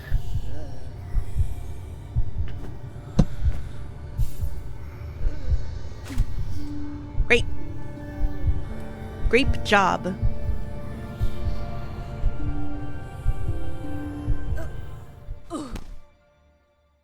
Yeah, cause like Phase 2 didn't seem all that different. Phase 3 also doesn't seem all that different. It just kind of keeps going, and she has one new attack.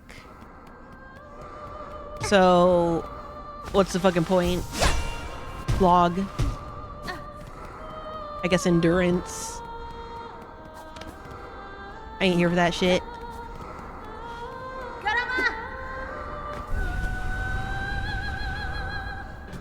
Is she a little faster? I guess so. It didn't seem as obvious as some of the other bosses that just get faster after each stage.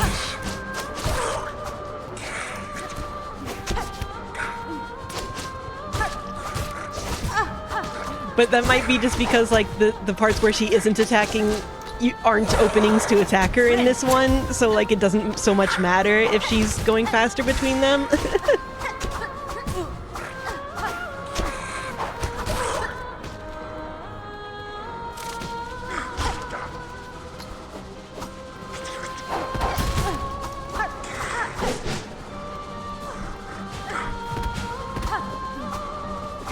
Damn it.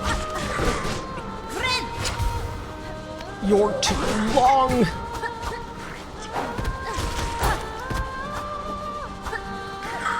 Took too long. Now my patience is gone.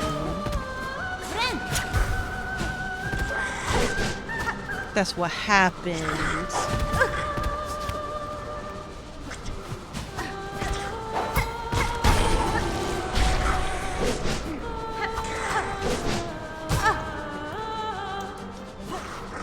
I love barely jumping up into a guy's legs and taking big contact damage.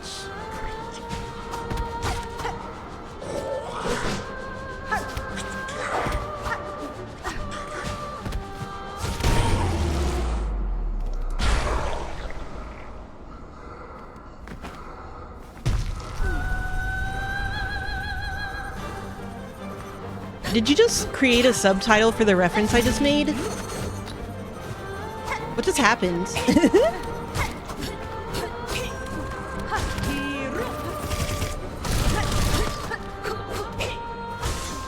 Is this a thing? Is this a thing now? What are we? CPA? Wait, I forget what the academic notations are. BMA. Is this the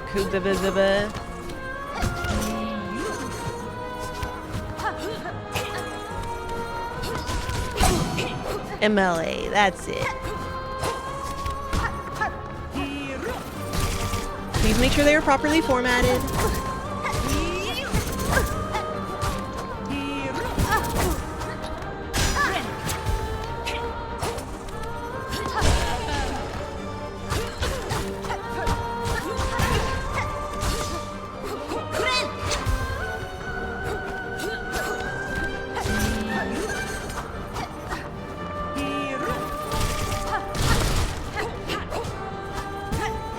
Damn it.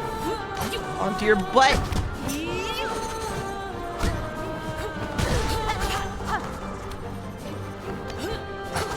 Shouldn't be allowed to have a butt that big with a waist that skinny. You gotta pay the tax if you want to have a big butt.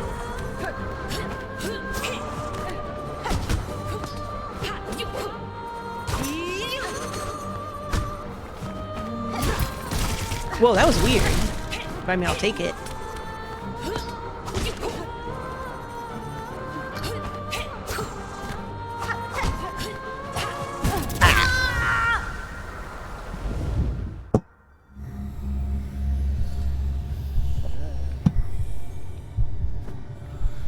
Tell it to every bug. You know what? Fair. That is a bug thing.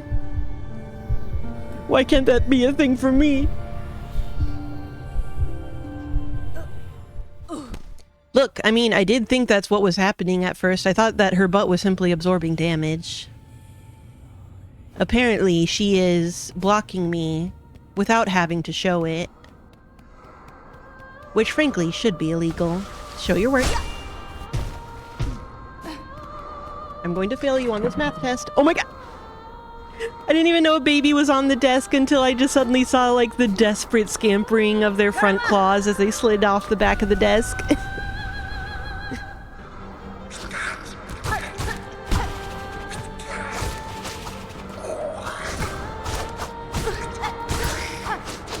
Hello, baby. Have you recovered emotionally? I'm so sorry that happened to you. That was so mean of the desk to do that to you. Thank you, Lucky Dice.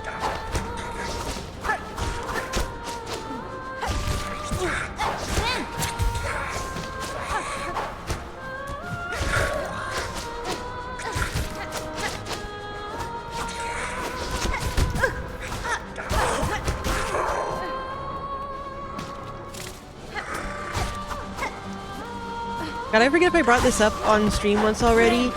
But I only found out recently that there's like a legal term called in-camera review, where like when stuff can't be like released to the public, but like the judge and the parties will look at it to see if like to decide what's relevant and not.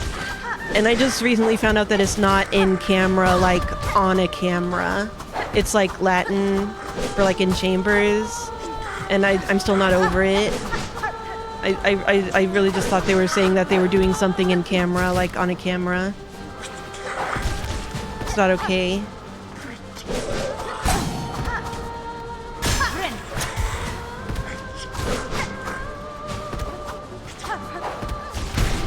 So you're just like, you know, like they're recording it because it's off the record, but you still have to have like a fucking record of it, so it's on the camera. It's on the camera is where it is.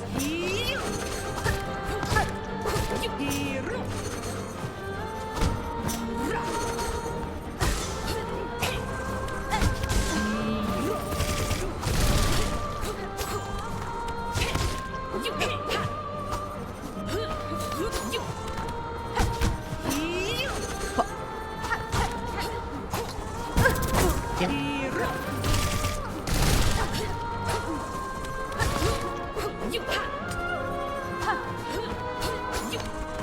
Anyways, I found out that Kim Kardashian failed the bar exam. So, like, now I have to take the bar exam right and pass it. And then I can be like, look, I'm a better lawyer than that. Yeah.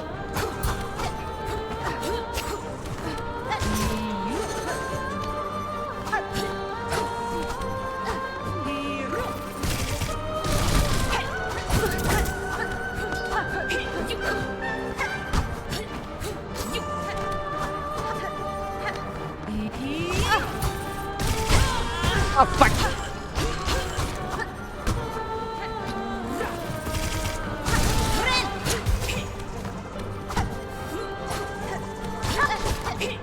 Unfortunately, she took it in California, which you cannot do without some kind of bar shit. Or like, you know, you have to have gone to some legal thing. So unfortunately, I can't take the same it's really one. Latin's fault for using the same word in. But I'm going to take a bar exam someday. And I will be a lawyer.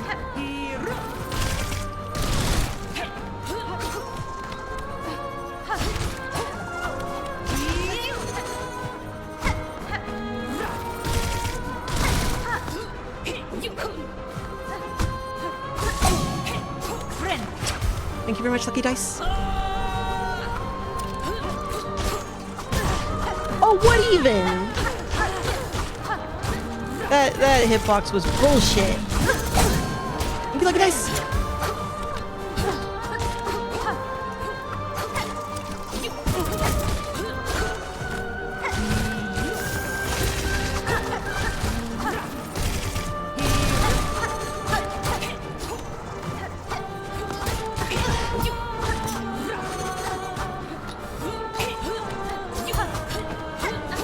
Nope. Damn it. Okay, but like, well, okay. For one, different states have their own bar exams. She took the California bar exam, and apparently this year it had over a 50% pass rate. So, like, that's not that hard. Like, people talk about bar exams having a low pass rate or whatever, but I'm like, I feel like I could do better than half of other people. I could beat half of a people. That's not that big a ask.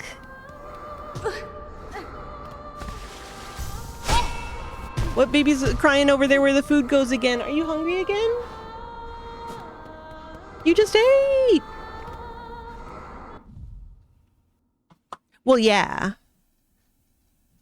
Look, I'm not saying I wouldn't have to study. I'd have to study, like, a little.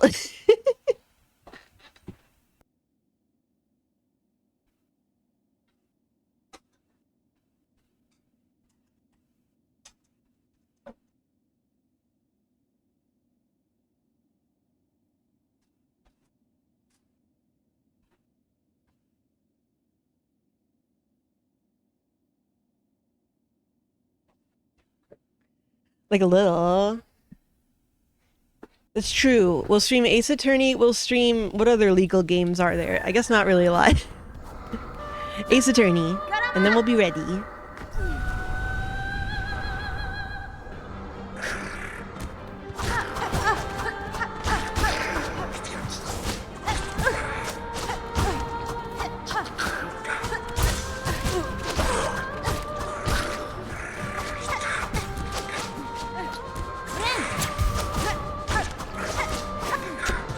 Nah, Ace Attorney is super duper accurate. You choose the wrong item too many times, and then the judge, who looks like Santa Claus, goes, "I'm bored, you lose." That's how it works.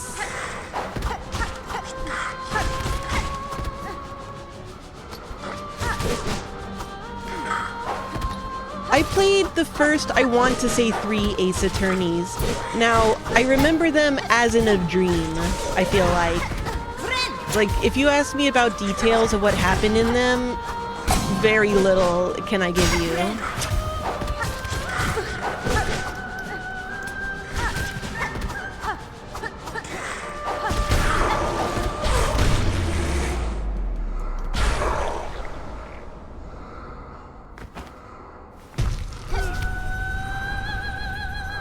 Danganronpa is not a log game.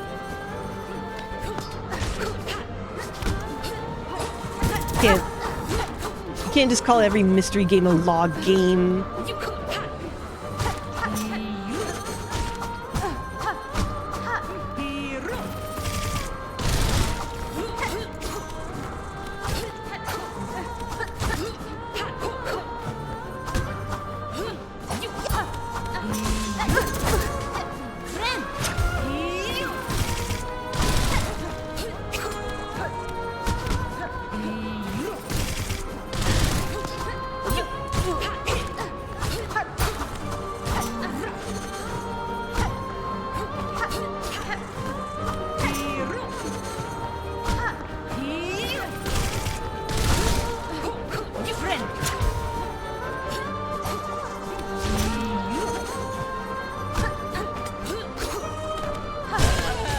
I'm locking in.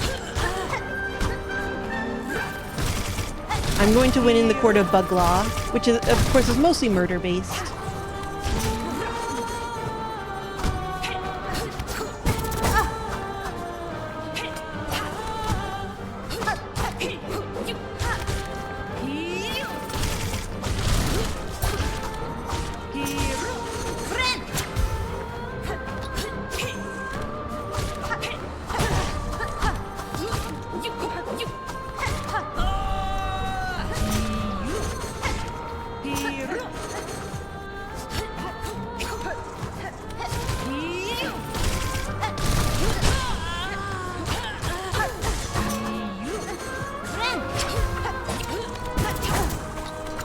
I sure managed to jump up into that projectile. Good job, me.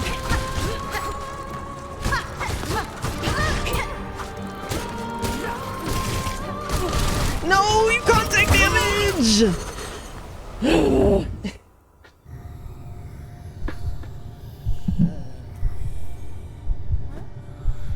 Otaro's eating the baby food!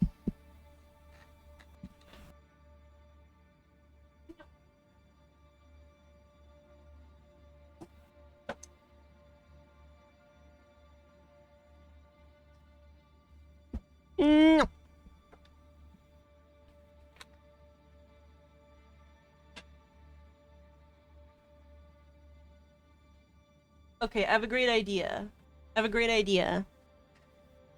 Passing the bar exam is definitely easier than beating this fucking lady. We'll prove this. Where is a California practice bar exam? We'll take one question per time she kills us.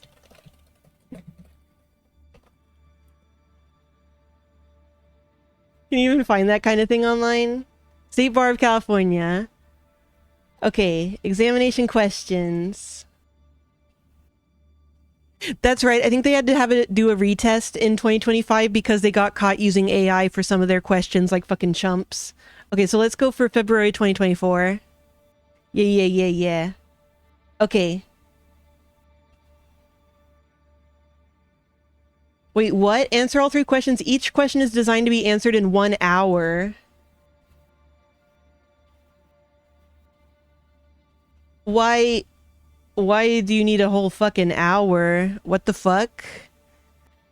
Your ability to analyze the facts in the question to tell the difference between material facts and immaterial facts. Your answer should evidence your ability to apply the law to the given facts. Yeah. Oh, you have to like write out, you have to like explain your answer. Since when? Since when? It is multiple choice though. Or I mean, there are multiple choice ones. I thought there were multiple choice ones. I could have...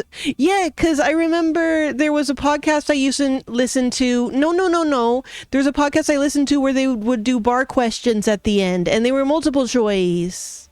There must be a particular states or something.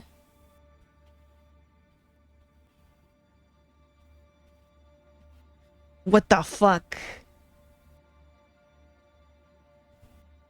Wait, no, these are essay questions. these are essay questions. I'm clicking on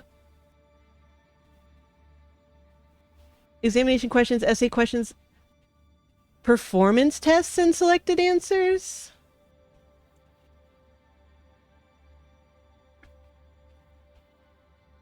Wait. What is a performance test?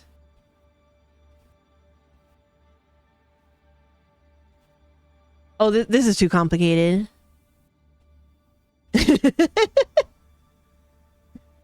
Because essay questions are separate from examination questions. So how the fuck does that work?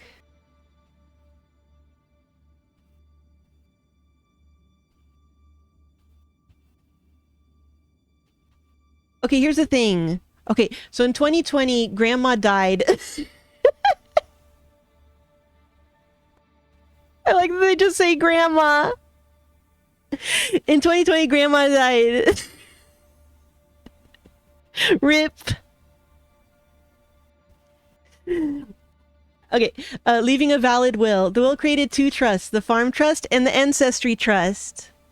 Oh, ooh, click. California bar exam multiple choice question. See, it's real. All right, well, all we need to know about that one is wait, here, I am curious about this, though. What is the nature of this? Farm Trust and Ancestry Trust, and divided her residuary estate equally between them. The will stated, should either trust fail for any reason, all assets of the failed trust should be given to the children of my granddaughter Betty. I don't think that's how this would be worded. That's how I'm going to answer the question. I'm going to say, I don't think the will would say my granddaughter Betty. I think it would say her full legal name. You're lying to me. This is fake will. This question is invalid. 0 out of 10. The farm trust left Grandma's large farm to the city for the general benefit of the city. The trust stated Grandma preferred that the farm be used in perpetuity as an active organic certified farm on which no chemical pesticides were to be used. Bank was named as trustee of the farm trust. That's an unreasonable ask of the city. The Ancestry Trust directed the trustee to distribute all income from the trust annually in equal shares to Tom, Betty, and Carol, and Grandma's grandchildren. Wait. She hates her children. She only loves her grandchildren. That's the issue here. Damn. Okay. Tom was named as trustee of Ancestry Trust. In 2023, Betty's only child, Darcy, was born. In January 2024, for reasons beyond Bank's control, Grandma's farm lost its organic certification but continues to operate as a farm. As a result of this loss of certification, Bank intends to allow city to use pesticides on the farm. Oh no. In March 2024, Tom unexpectedly incurred a large debt for medical expenses. As trustee, Tom wrote a check for the assets of the Ancestry Trust to pay off the debt from the assets. You can't do that. You can't do that, Tom. Tom's one of the grandkids. You can't fucking do that. He's not the fucking executor or whatever the hell. What fucking gives Tom the right to do that?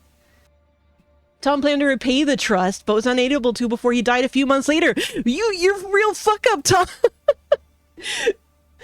The successor trustee was not named. So what, he did an accidental Tom fraud? In January 2025, Betty petitioned the court to dissolve both the farm and the Ancestry Trust and to order Tom's estate to repay the Ancestry Trust the money he took to pay off his medical debt. They should! Bank, Carol, and Tom's estate have objected to Betty's petition. Should the court grant Betty's petition to dissolve the farm trust? Discuss. Okay, wait. So the issue that's relevant here is that Betty is the person who gets the shit if the farm trust fails. So wait, accidental Tom fraud. This is the shit that I'm really here for. Shouldn't this depend on the exact wording of the agreement for the farm trust with the city? Like, it depends on how exactly they lined out the requisite, like what the duty of the city was in maintaining their rights to the farm trust, right?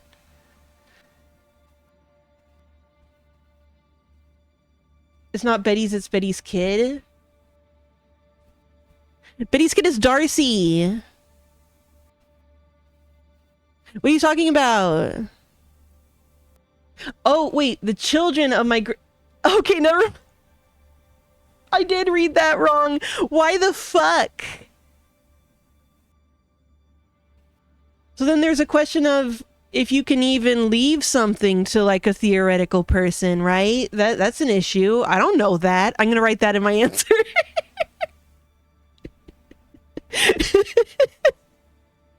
That seems weird. You can't do that shit. Why can you do that shit, stupid? Okay, should the court grant Betty's petition to dissolve the ancestry trust? No, you can't dissolve it. Why do you think you get to dissolve it?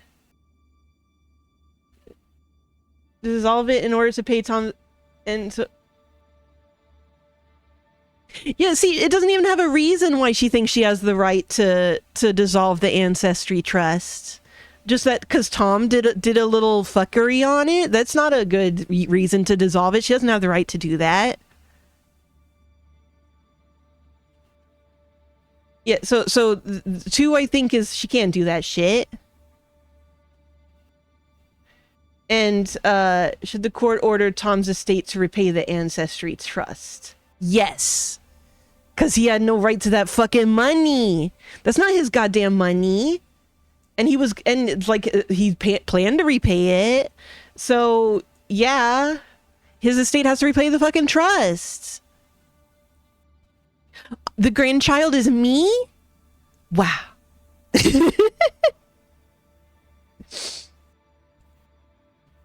Wait, so does it have like suggested answers or whatever? I think I got them all right.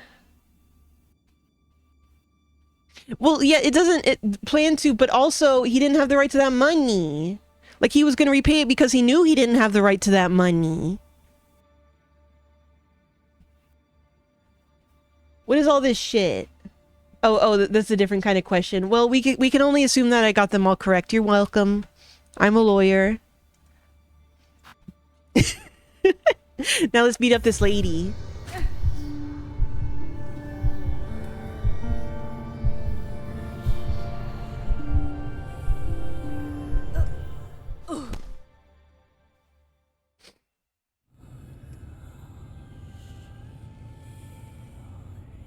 I'm a lawyer. Yeah, we need to get Pawn in here just to confirm that I am indeed a lawyer. But, I mean, we already know.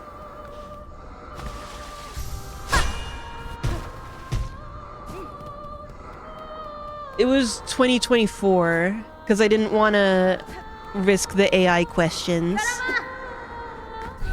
Yeah, fuck you, Tom. You just take money out of the trust. It's not your money.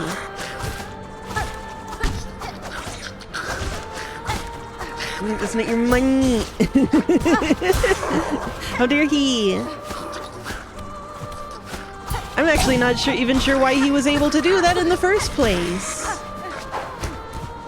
Who let him do that?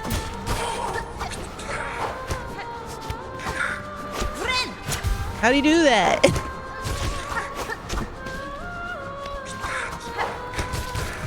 No, because the beneficiaries of that trust were all of her grandchildren, right? Not her great-grandchild. That's only if the trust fails.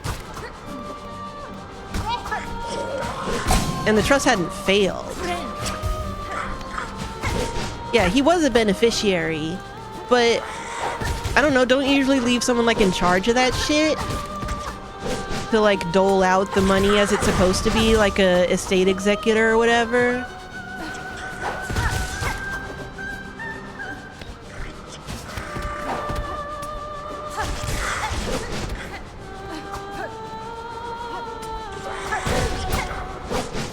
Oh, so being trustee is like the executor of the trust? I knew that.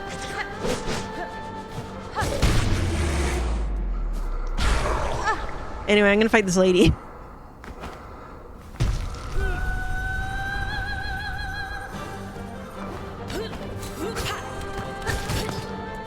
Yeah, but there's still rules on how you can dole it out and stuff.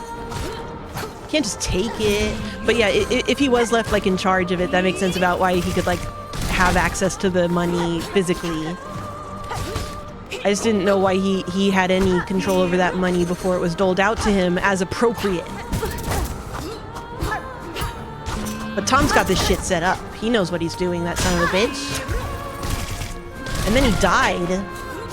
That was rude.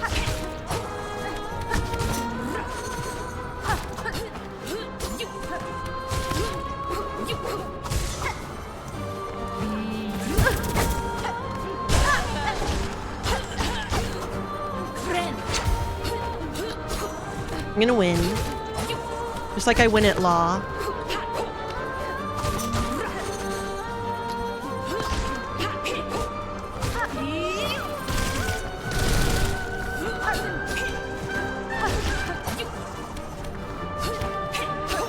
What's important is I think I did 50% better on that question than other cats. Or I did better on that question than 50% of other cats. So I think I passed.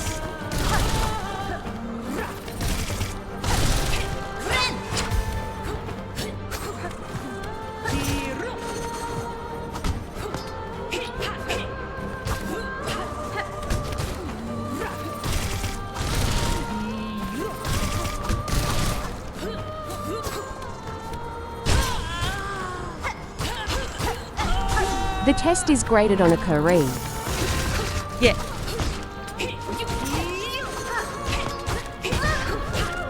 I'm actually not certain that some bar exams aren't graded on a curve. That actually wouldn't surprise me. I cannot say whether they are or not. Ow. Fuck. Stop crowding me! Ah, damn it. I need to try to go under her more when she does that. But it's scary. It's scary though. Fuck you, Tom. You son of a bitch. That's fair. If a bar is curved, it's probably more of like an arch. Alright. Multiple choice. This is where I'm gonna rock it. I'm gonna like kick its total ass. Okay. If we beat this boss, would that be due to power of attorney? Wait, what is this? Is this like a list of topics?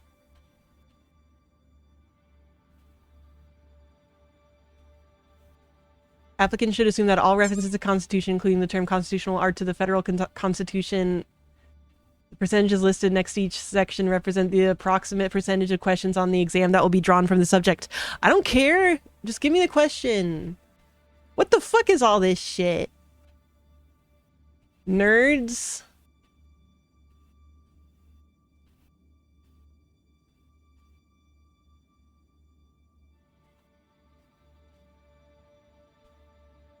Content map torts. Okay, here we go. Here's the fucking questions. God damn it. Okay.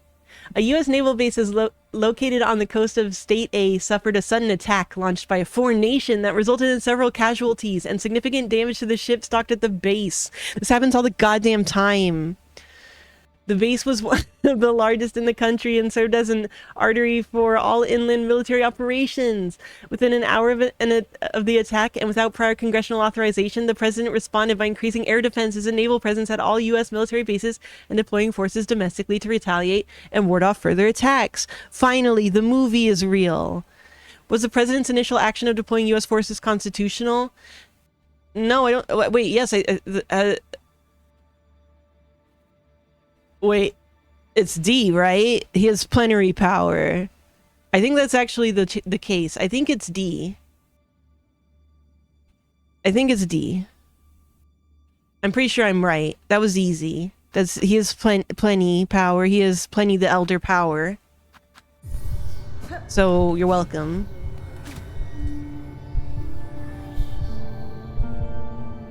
Yeah.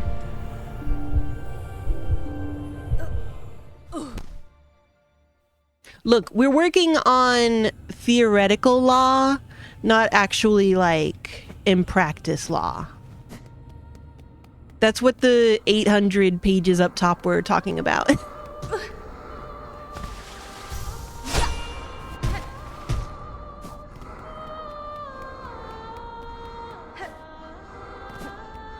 Whoa. Why did that just suddenly happen? Congrats on your 1K bits badge. This is a thing?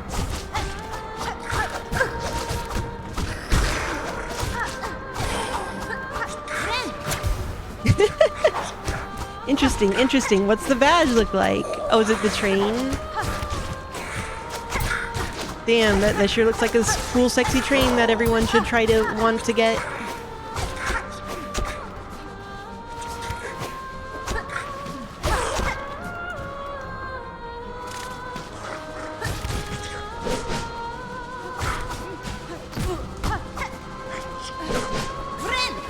Whoa, whoa, whoa, whoa! Phew.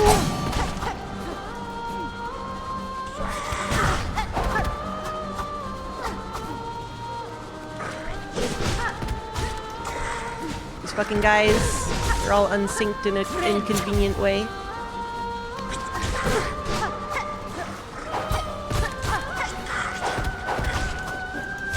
If you two are gonna hang out close together, you have to be like so close together that I can hit both of you. Thank you.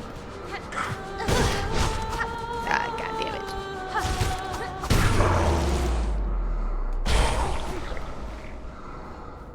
Hypertrain leader. It's a pentagon icon? Oh, I guess, like, because the idea is it's a badge. Okay, I'm gonna beat this girl real quick. I'm gonna beat her. Thank you very much, Lucky Dice.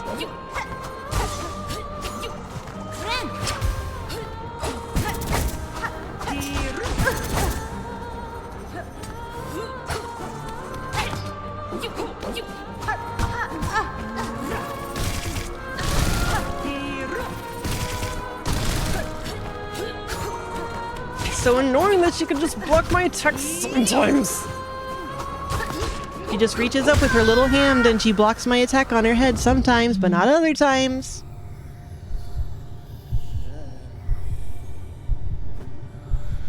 Okay, so I obviously got the first question right. So now we just have to move on to question 2.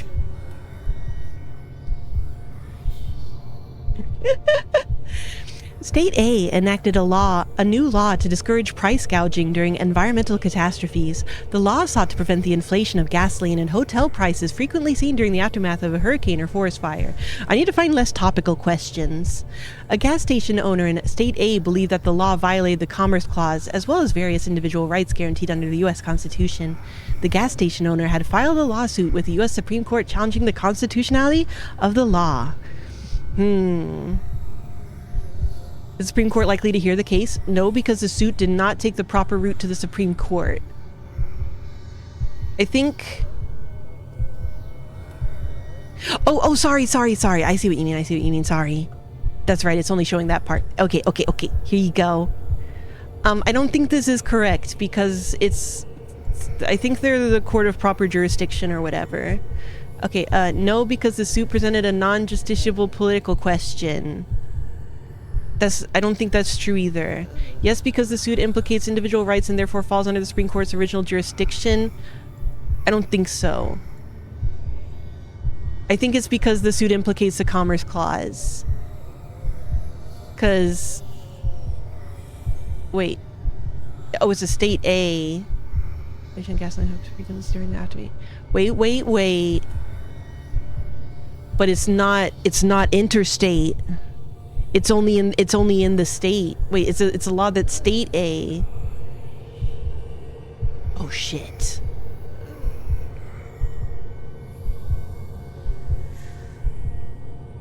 Okay, never mind. I'm wrong. So everything here is within State A, so I don't think it actually implicates the Commerce Clause. So then it did not take the proper route to the Supreme Court. A. That's what I'm gonna say. It didn't take the proper suit to the Supreme Court. I'm right.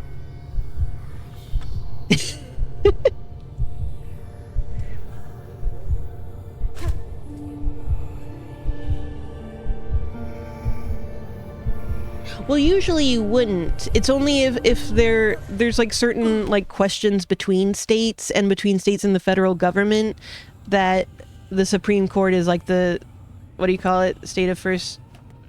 Court of first impression or whatever the fuck. Because like who else could? Yeah. Because the Commerce Clause has to be interstate commerce. Now, they will find a lot of excuses to make things interstate commerce. But I don't think you're gonna get them on this one, random boy. Also, I do think some states have passed laws like that.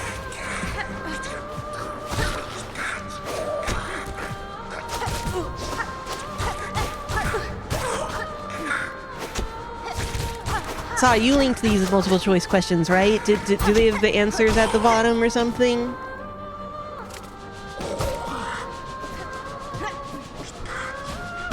Whoa, from downtown. Oh, oops. I just assume if resources arrive, they are from Saw. You know what? That's true. We do know that I got them right. You did?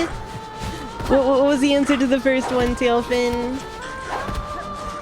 I mean, obviously, like, I got it right regardless of what it says, but what was the answer just for fun, you know?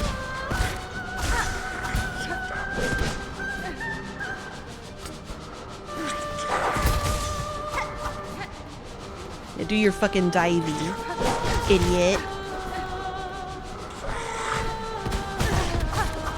Sadly, it does seem like the safest way to deal with these guys is just avoid them until they do the dive move.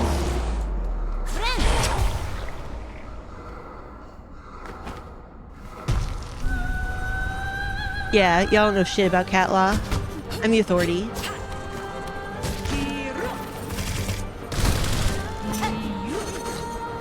One was C, not D. God damn it.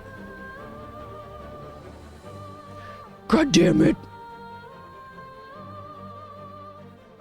2 was A. I was right about 2, right? Yeah. Okay, I think I get half points for 1. Because, like, I came to the right result, but, like, not for the right, like, said the words, so, like, whatever. What do you mean I settled on A? I knew that it was A and I said A after proper deliberation.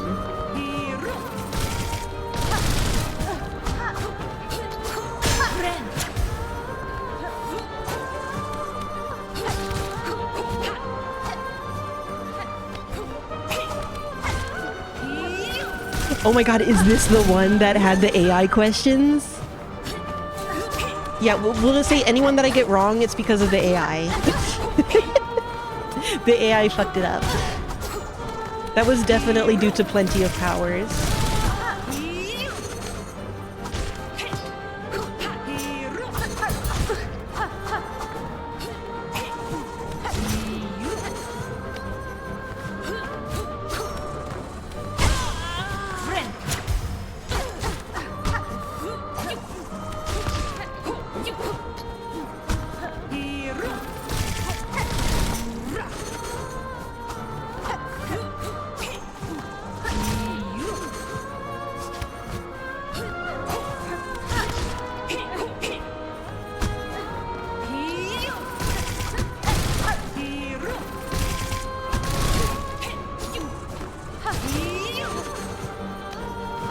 I would really like if you would stop blocking all of my normal attacks so I can get some silk back. Thank you.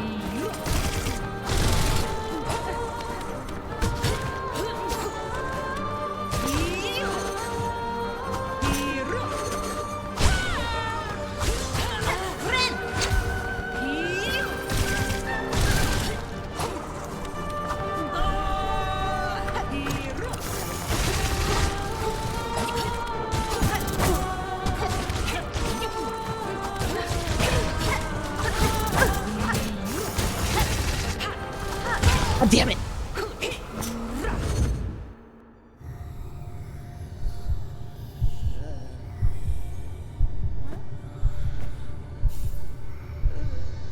Is that what their reasoning is?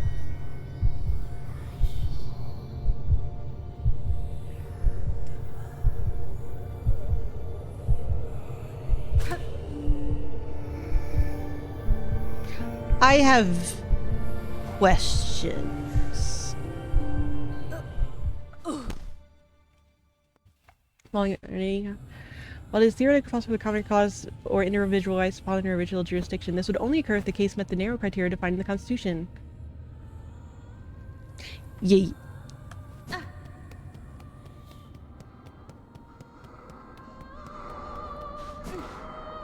I mean, that's definitely like hopeful phrasing, but you know, it's what do you gotta do? You gotta follow certain rules when you make a test, right?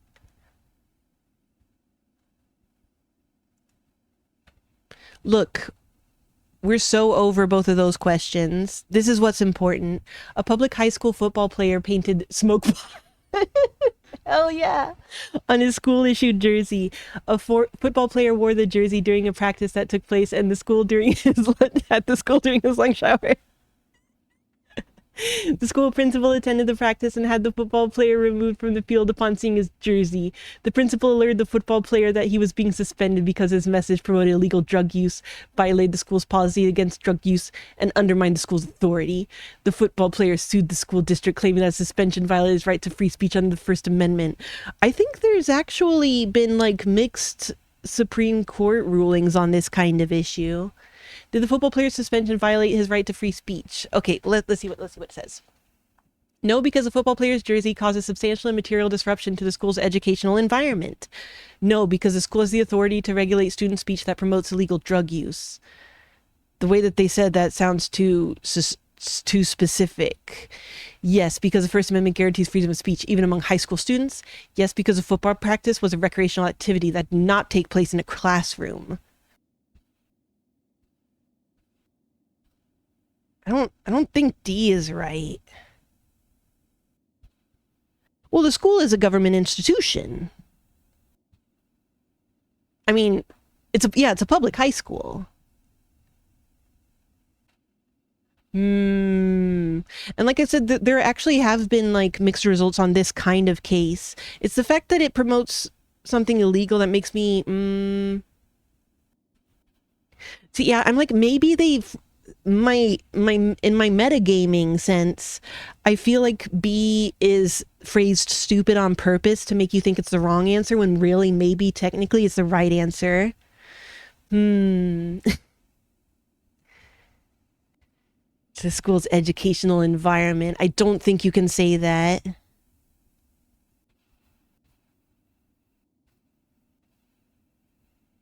You know what? That is a good question. If this is a California bar, what do you mean is illegal? So I do think it's either B or C. Because the First Amendment guarantees freedom of speech, even among high school students.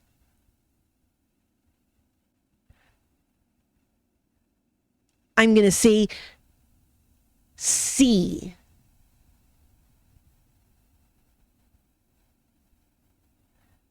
I'm going to say C. Where we at? The school is the authority. No! No! Half points. So it does it hinge specifically on the fact that it's promoting an illegal act? Yeah, that's what I was talking about. Yeah. So you're thinking the same thing as me.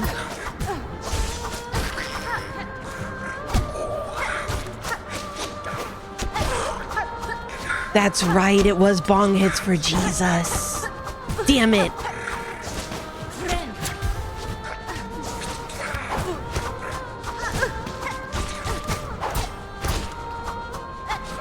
So it's like I got it wrong, but also we know that this is mushy. This is a mushy area of the law.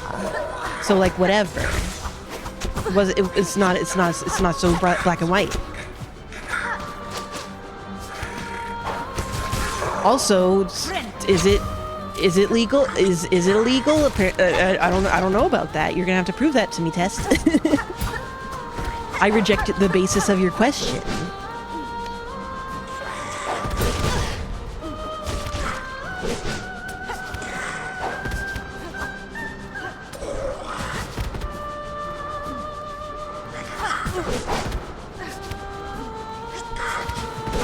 Yeah.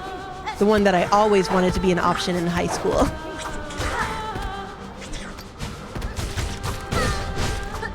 Answer this question is E. Nuh-uh.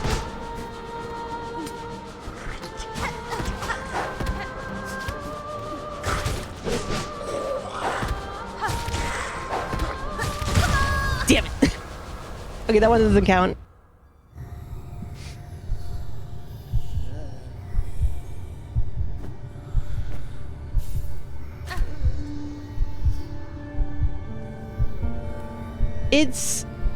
I mean, because so much of this stuff is like, do you happen to know the particular court case that ruled a certain way on this issue for something like this kind of thing, I think.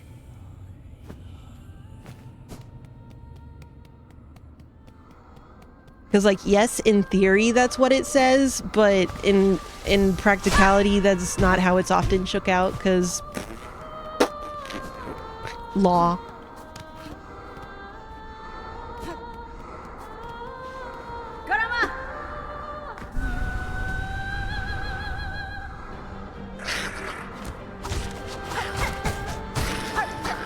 Because I feel like I vaguely remember in that episode learning about that thing that, like, before that there was some case on whether they could prevent students from having, like, pro-communism messages, and then, like, the students won in that case. But then Bong Hits for Jesus lost, and there was, like, a kind of, you know, like, well, because that's one's in the illegals. So we're deciding that that's the line we're drawing arbitrarily.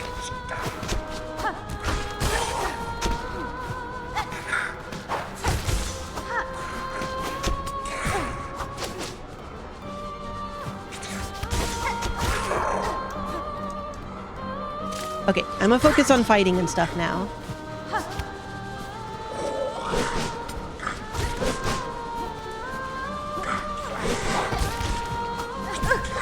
Thank you, just keep doing the attack that's easy for me to punish. Thank you.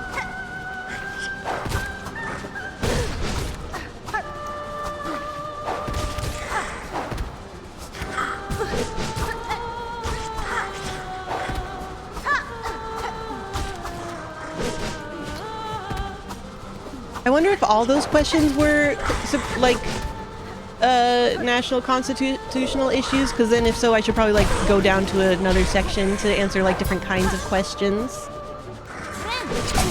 Fuck. Fuck you. Fuck you. It was my heal and I want it now. I have a right.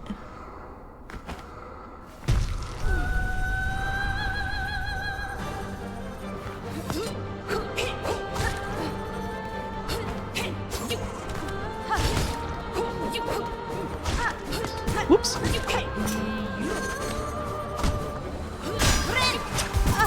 Fucking oops.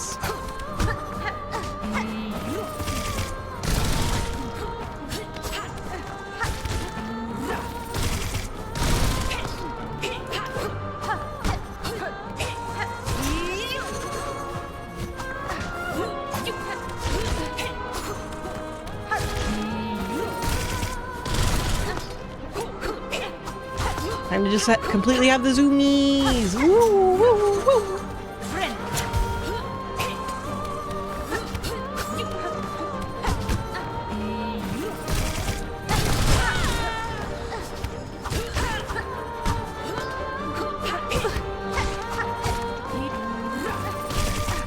Damn it.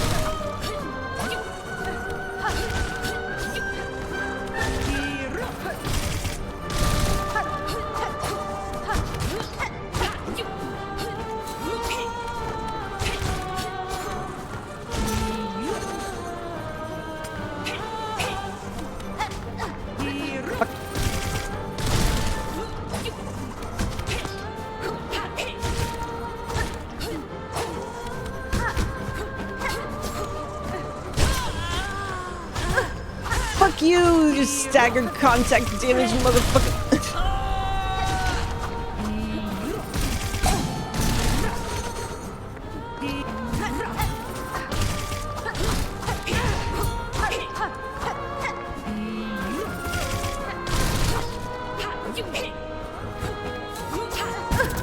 Damn it.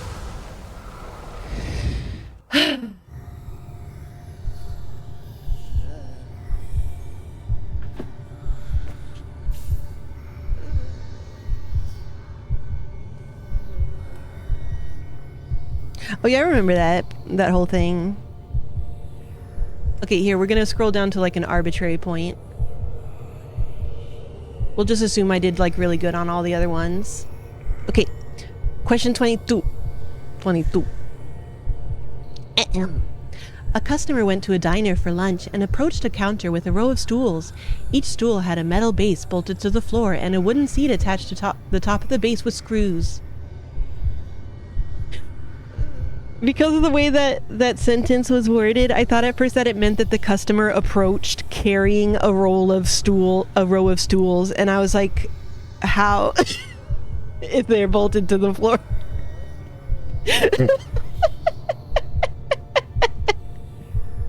Okay. When the customer sat on a stool, the seat came off the base, causing the customer to fall, hit the floor, and suffer a back injury. An examination revealed that each of the screws that held the seat to the base was broken. The customer brought a negligence act against the diner. In a deposition, the customer acknowledged that he did not know when, why, or how the screws broke. Well, yeah. In her deposition, the diner's manager testified that she regularly inspected the stools and had found no problems with any of them. Gotta love personal injury suits. After discovery, the diner filed a motion for summary judgment, arguing that the customer had not presented any direct evidence showing that the diner had been negligent. Okay, how should the court rule on the diner's motion for summary judgment? Now as we all know,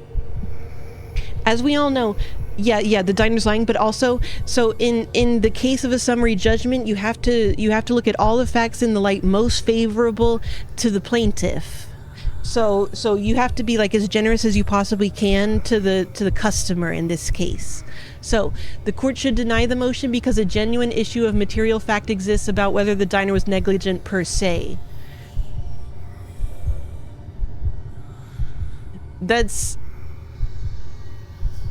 No. The court should deny the motion because a jury could infer that negligence occurred even if the customer offers no direct evidence. Well, that's true. I think that might be the one. Okay, the court should grant the motion because the customer has not presented any direct evidence showing that the diner had been negligent. Well, no, they presented the direct evidence that the chair fell apart and they hurt their butt. The court should grant the motion because the customer voluntarily chose to assume the risk of sitting on the stool. That's bullshit. B. Question 22, B.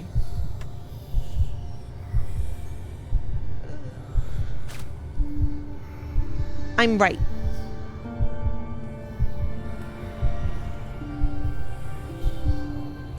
Yeah, I'm a lawyer.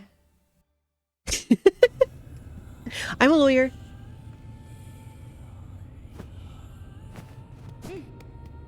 Court should deny the motion because the jury could infer the negligence occurred even if the customer offers no direct evidence. See, I got that right and for the right reasons. You're welcome. I'm a lawyer.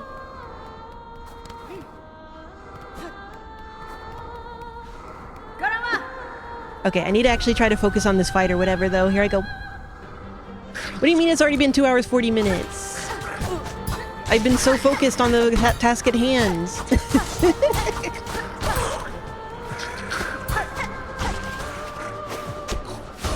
Oh, what? Okay, I'll read number 4 next.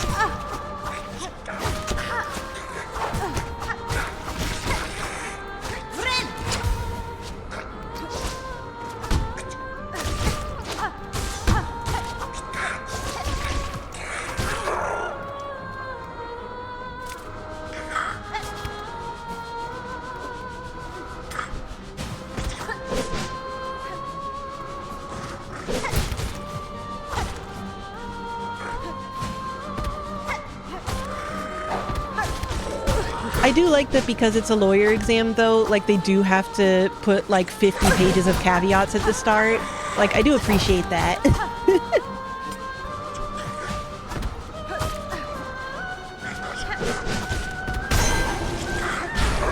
That brings me joy.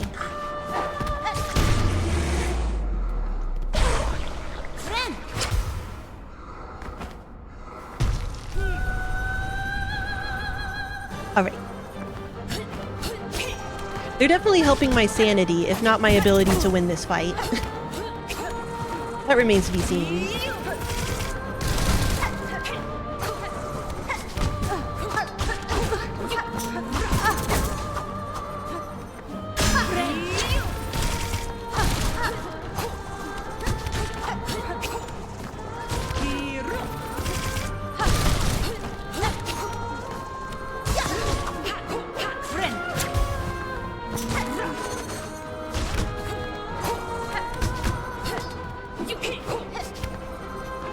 There she actually did a proper blocking animation.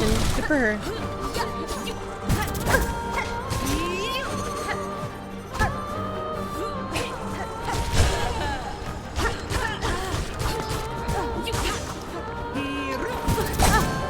Whatever, lady. I got enough hits in the heal. Eat shit.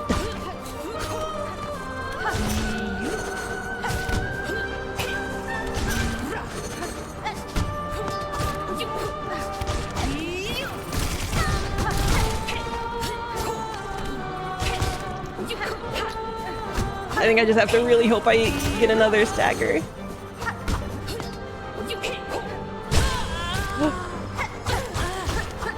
Damn it.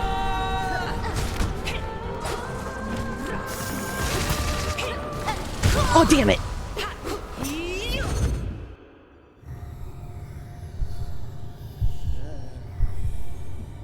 Yes, Broxo, I was working on this fight the whole night. It's hard.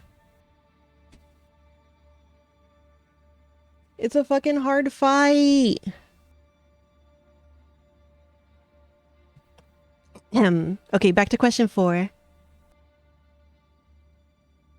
Yeah, also we're a lawyer. I'm enjoying myself now more than that we're going crazy.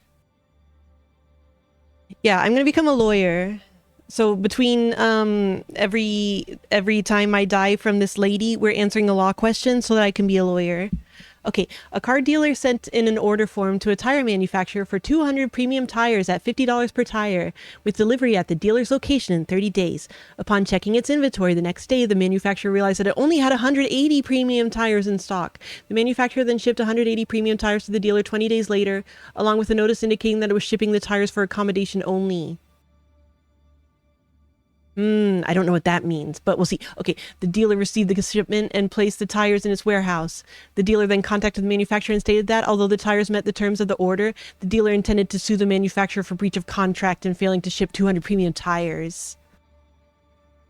We said they met the terms of the order, though. Okay, wait. So, would the dealer prevail in a lawsuit? A, no, because the manufacturer made a counteroffer for 140 premium tires by shipping the tires for accommodation only. Oh shit, if only I knew what accommodation only is. 200 premium. The tires were not premium sufficiently. No, because the 30-day time for delivery had not yet passed. What? Are we assuming that they're filing this lawsuit within the 30 days? That's crazy. That's silly. Well, 20 days later is when that happened, but they immediately, like immediately that day, fucking calm the fuck down. Okay, wait, so yes, because a dealer may reject a non-conforming tender. Dealer may reject a non-conforming tender. Well, that doesn't mean that they would prevail in a lawsuit.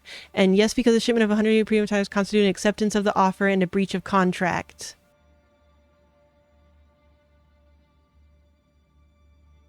I feel like it shouldn't be B, but I feel like it has to be B. It shouldn't be B, but I feel like it has to be B. Like, what? Why are you fucking...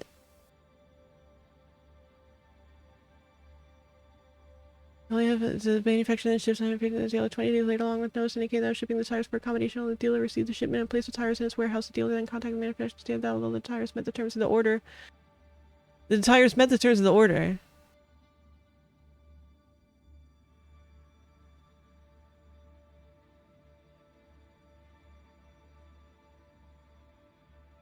Well, yeah, I feel like it's no in any case. So it either has to be because the time is not yet passed or because the manufacturer made a counter offer for 180 premium tires by shipping the tires for accommodation only. I don't think you can do that. I don't think that's how that works. I'm going to say B. I'm going to say B.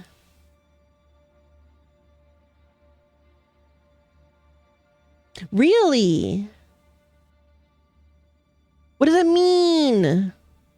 That a new contract for only was created by the parties and that this contract has been completely fulfilled. Was it?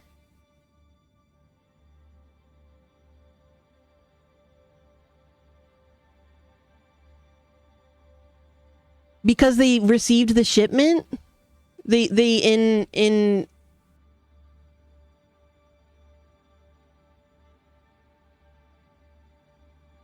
the shipment of non-conforming goods will not constitute acceptance if the seller notifies the buyer that the shipment is offered only as an accommodation to the buyer. In such circumstances, the shipment constitutes a counteroffer, which the buyer is free to accept or reject. Ah, so it really did come down to what the fuck for accommodation only is. Damn. Is considered to have accepted the man and contracted. Okay, but also I see. So it doesn't matter if the 30 days had passed yet, because it's like the other one had superseded it regardless. Ooh, fair enough. Fair enough, bar exam. I will accept that wrong. I will accept that wrong because I didn't know what for accommodations only meant. Well, yeah. By accepting the shipment, they accepted the counteroffer. That's the implication, right? Didn't know, but now we know.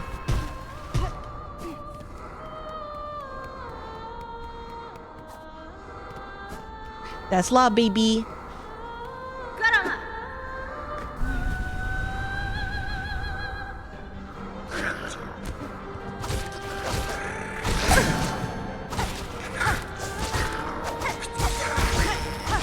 Well, yeah, it means like they actually did take the tires and put them into their storage or whatever. So it means that like they didn't send them back and insist on like meeting the terms of their agreements. You know, it's like if you keep your shit from Walmart, you can't say, well, this isn't, you know, I want refunds, because you still ate those cookies. And by eating those cookies, you accepted your contract with Walmart to buy the cookies. It's exactly like that. Kari Kari Panko, thank you very much for the raid. Fuck.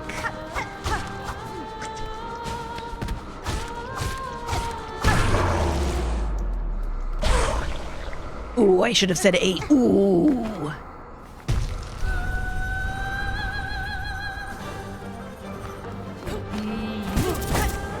I was honestly just surprised that, like, it would hinge on whether you said for accommodation only or not. Because that feels like a little too much like magic-ese.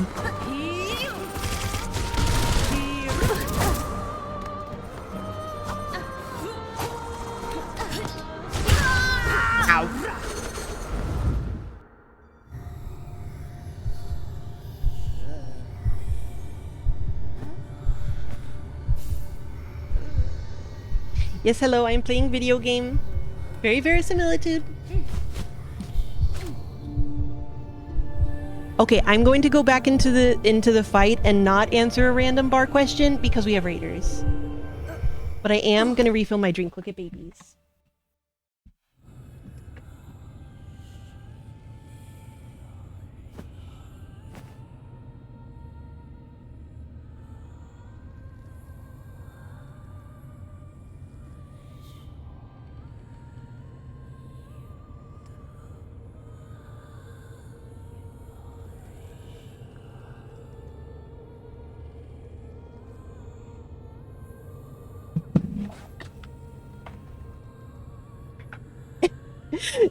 Yeah, because we've been fighting the same boss for like 2.5 hours, and we got to talking about random law stuff, and so the shenanigans now are that every time I die to the boss, I answer a bar question so that I can be a lawyer.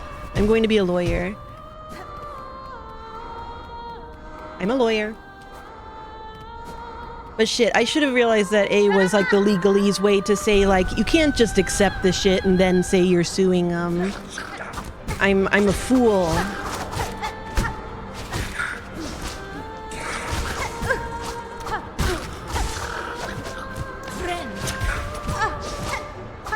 Yeah. I have gotten to phase 3 with this lady, but it's difficile. I probably should turn in for the night before too long, but also I want to beat this goddamn lady.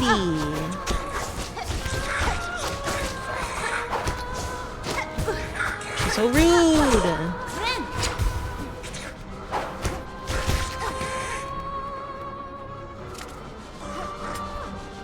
Well, not all the questions are necessarily based on actual case law. I think that that's more true for the Supreme Court related questions. Since that usually means that it was some weird finicky thing and the Supreme Court came in and was like, we feel this way about it, and so now that's the laws. Because that's how that works out.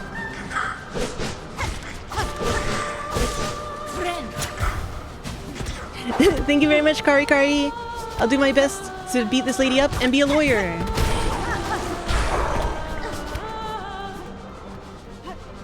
It really do be like that sometimes.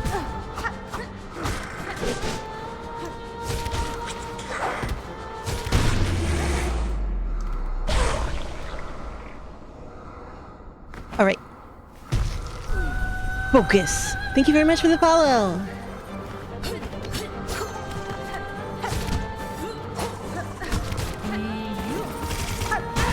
Oh, come on. Hitbox on those spikes seems a bit unreasonable. But of course, I'm going to think that everything's unreasonable at this rate.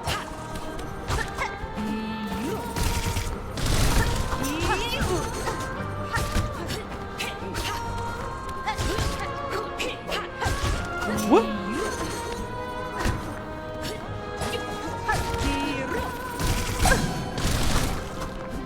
Thank you very much, Lucky Dice.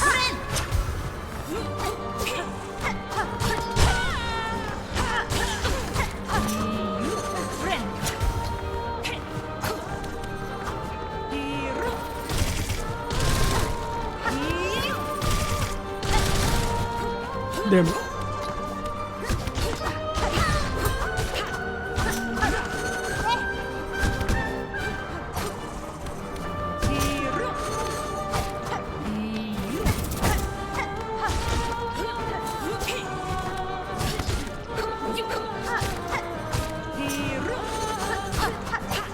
Damn it.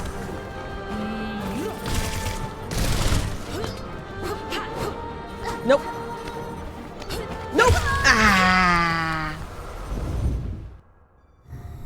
I don't think anyone here is actually a lawyer. Thank goodness.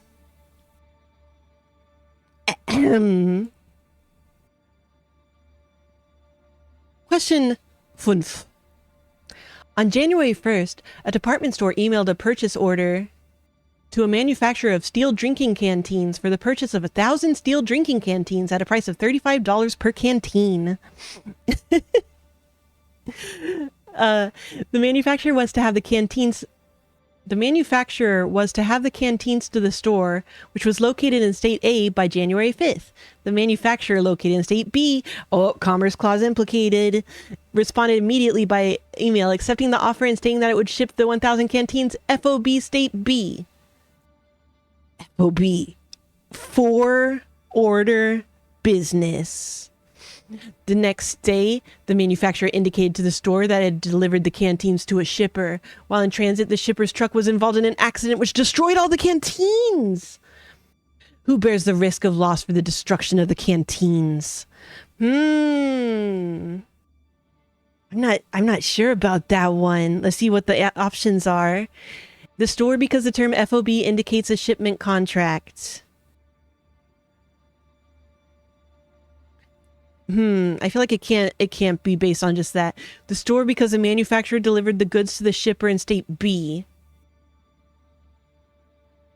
The manufacturer, because it entered into a destination contract. The manufacturer, because it chose the shipper.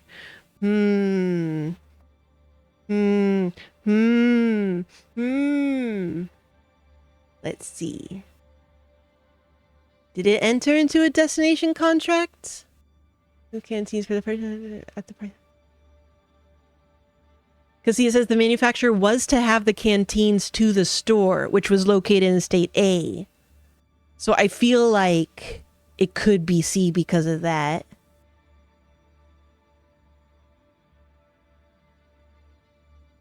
I'm going to say C. I'm going to say C. Am I a lawyer? No!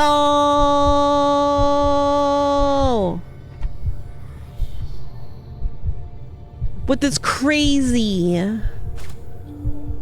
Destination contract means that the seller is responsible for delivering goods to a specified destination, in this case state A, and bears the risk of loss until delivery is made to the location. Here the term FOB state B indicates a shipment contract, not a destination contract. It is because they said FOB.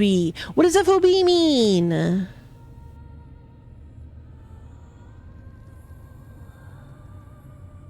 FOB state B. Free on board?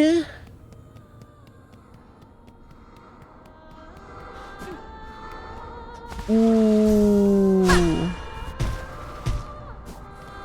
But also, like,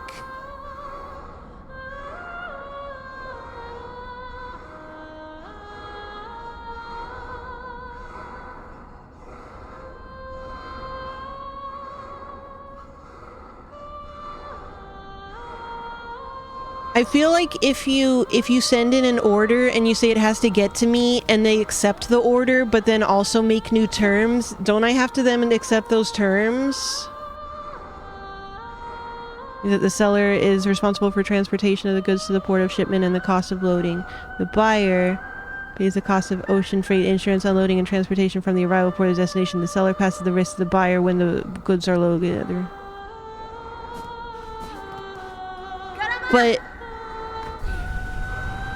But yeah, when did our buyer agree to those terms? It doesn't say they did. So if they presented different terms and then you said, I'm gonna ship it FOB, then that's bullshit. They have to agree to that, don't they?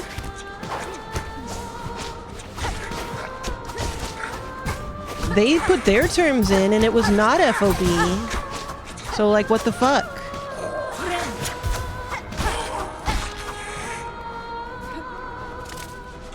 I'm gonna email Law and tell them that they fucked it up. That one I do not accept. That I do not accept you. The last one, fair enough. I accept that. This one, no, you are wrong, Law.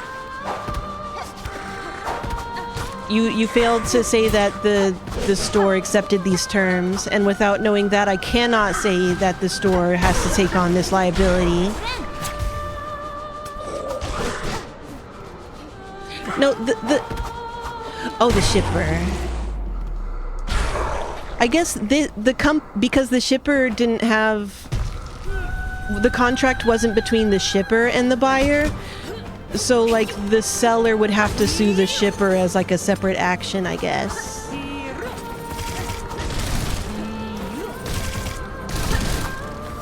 Yeah, that's true. I'm a Texas cat lawyer, so like whatever. You know, we have some different rules here.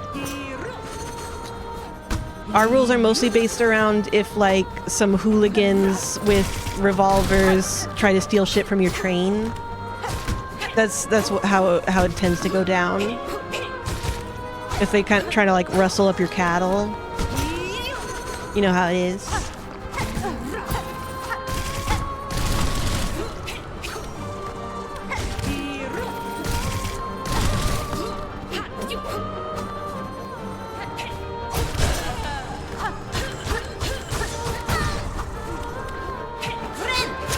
Well, yeah, I mean, in cat law, the person who's responsible for the liability is whoever is slower at getting their claws out. Our law is mostly claw-based. It's mostly claw law.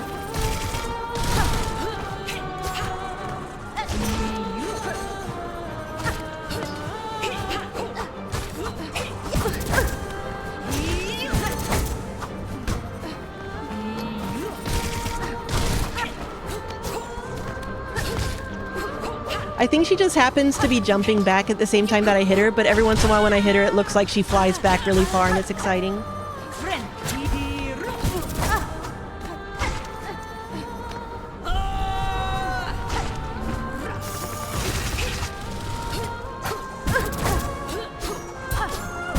Damn it. I successfully parried one of them, okay?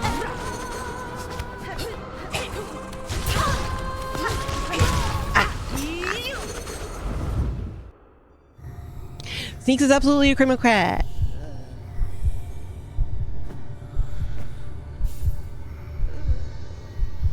But he keeps getting away with it on account of claw law. This one's really long. I'm skipping it. Question 7. A miner worked at a fast food restaurant. While on the job, the miner was injured while using a vegetable slicing machine. As a result of the injury, the miner quit her job. The miner then brought suit against the fast food restaurant alleging negligence. At the time that the miner began her employment, she had signed a contract agreeing that any claims against the fast food restaurant, including for negligence, would be resolved in binding arbitration. You fucks. Ooh, they got you. Prior to trial, the fast food restaurant moved to compel arbitration. The miner filed an opposition to the motion to compel in which she asserted that the agreement to arbitrate was void. Why would it be void? Okay, wait. How should the court rule on the fast food restaurant's motion to compel arbitration? Look, arbitration clauses are a whole thing, okay? It's a whole thing. Whether they should work the way they do or not, that's not what's important here. Deny the motion because the miner effectively disaffirmed the agreement to compel arbitration. No, not that one. Definitely not A. Deny the motion because the miner lacked capacity to agree to binding arbitration. But, like, people get miners get jobs. When you get a job as like a miner, does your parent sign the work contract for you? I feel like I don't remember that being a thing to get a job as a miner. Grant the motion because the miner did not expressly disaffirm the agreement to arbitrate before filing suit. Grant the motion because the miner had capacity to agree to binding arbitration. So yeah, I do think it's either B or D. It's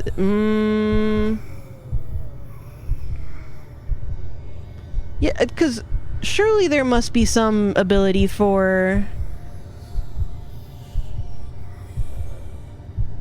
Do you not sign a contract if you get like a part-time job at McDonald's or whatever?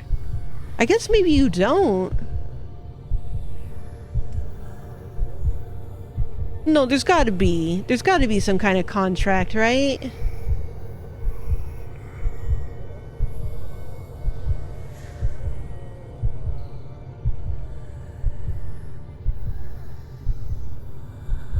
Okay, I'm gonna say now, partly just because I want to see what it's gonna say. Okay, so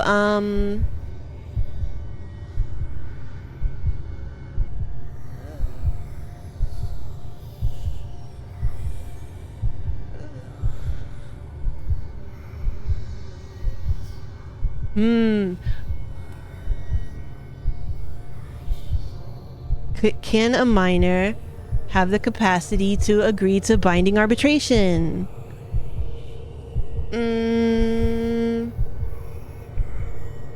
But then, like, it's weird that they had the miner sign this contract at all. Like, what the fuck is this business doing? What do they not know that?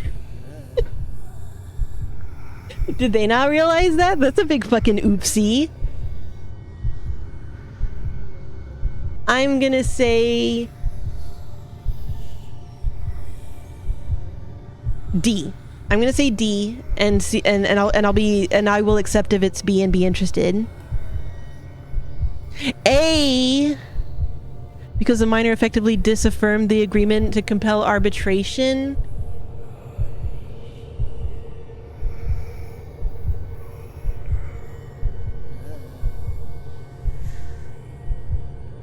How? In the majority of states, minors have the ability to enter a contract before they reach the age of majority, but they also have the power to disaffirm such contracts that they enter into.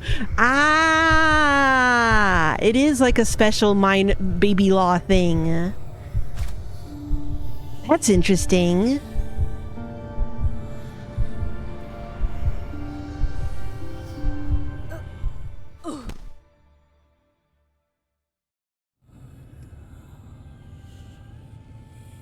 By telling her employment, filing suit, and filing an opposition to the motion bill, the minor disaffirmed the agreement to arbitrate.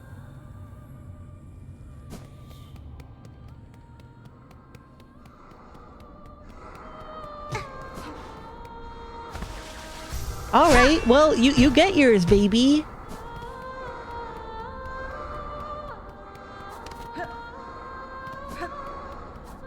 Yeah, I wonder how all that has tended to work out.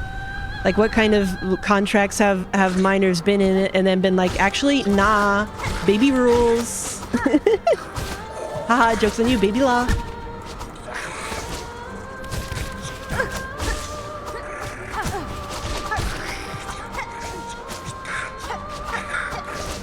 Yeah, because in general, like, arbitration clauses obviously are like a whole thing, and it's a problem. So, but I didn't know that the power of being a baby it supersedes it. Wowie. Don't we all feel like we're so educated now? Excuse me, sir. This is invalid on account of I'm just baby. Consider.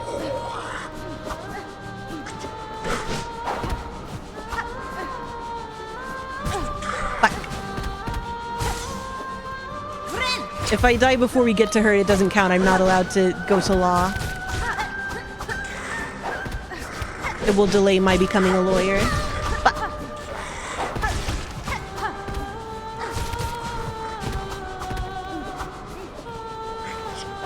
That's so interesting, though. I want to learn more about that, because it's like, obviously you do need, for stuff like that, like you do need minors to be able to enter into some kind of contract. But obviously there's issues there. And I didn't realize that the solution to that is just they can nope out. They can say nuh-uh.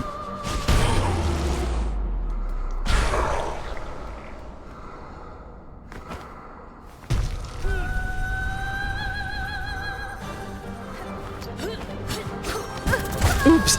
Okay, that still doesn't count. That doesn't count. I didn't even. I'm gonna focus this time. I'm gonna actually try to beat her this time. Well, we're at 3 hours.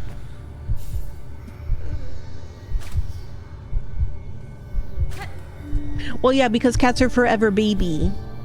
Okay, one last try. I'll super lock in, and then we will end for the evening.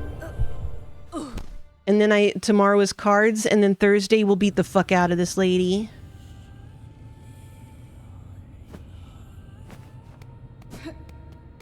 Thank you, Gumpy, thank you. I can feel the incredible power of fuck you.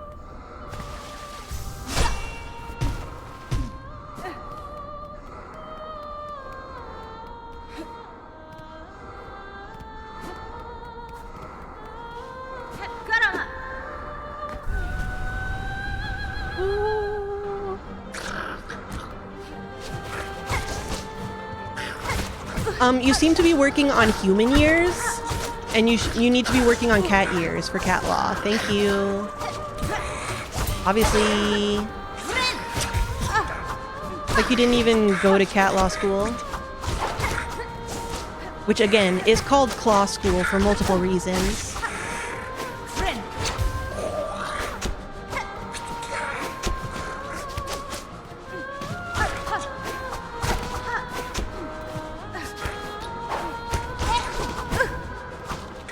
Look, whether I am secretly actually a Nekomata with 2 tails twirled around each other is ambiguous.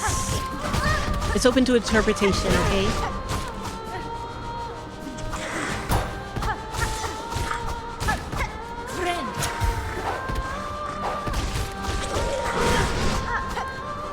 I can't establish a canon on this because I don't want to create plot holes. And if they never nail you down, can't have plot holes.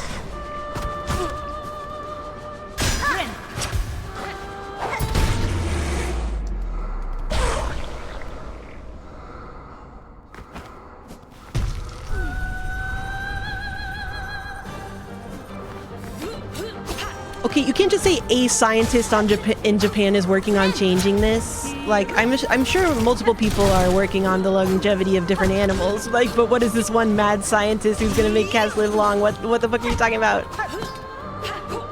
Immortal dog! Yeah, that's what it sounds like he's working on. Your cat is easy to kill. All these things can and will kill your cat.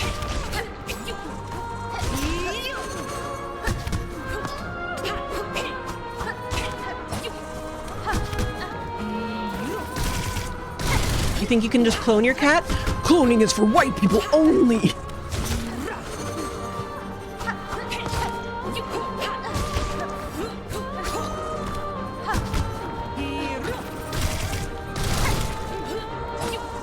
What a good video.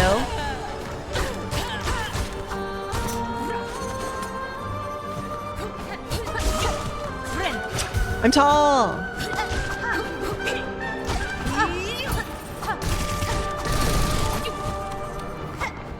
It is interesting that you can kind of parry her pinwheel, because then it's like, in theory, if you were just like so good at parrying, could you just parry fucking everything?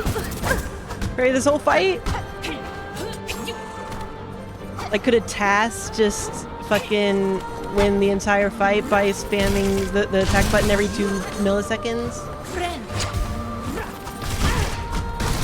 I guess you can't parry the spikes.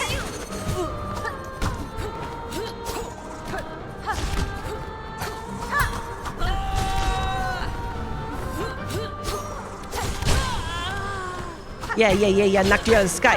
And yeah, maybe I took some contact damage. Whatever, man, whatever.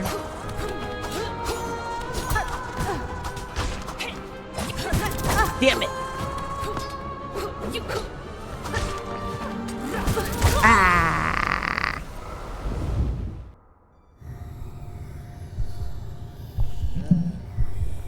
Okay, we're close though, you know, like it feels very doable. It's definitely doable. I'm kind of bummed that I'm not going to be playing tomorrow. Maybe I could finish my commander game early and come play some Silksong. I'm normal. I don't have an addiction to this horrible game. It's fine. Don't worry about it. I love babies. I love babies. I love babies. Sometimes we do, sometimes, because like technically the event is supposed to start at 6:30, though it usually starts a little later. So like depending on how the game goes, sometimes we do it a little early, and so I don't know. Wow. Yeah, this, as my mom would say, this was a good meeting I had online. Thank you very much for meeting with me, everyone. I think we're all very ready to go into Q2, and I hope you have a good evening, and I'll see you all on Thursday. Hasta mañana.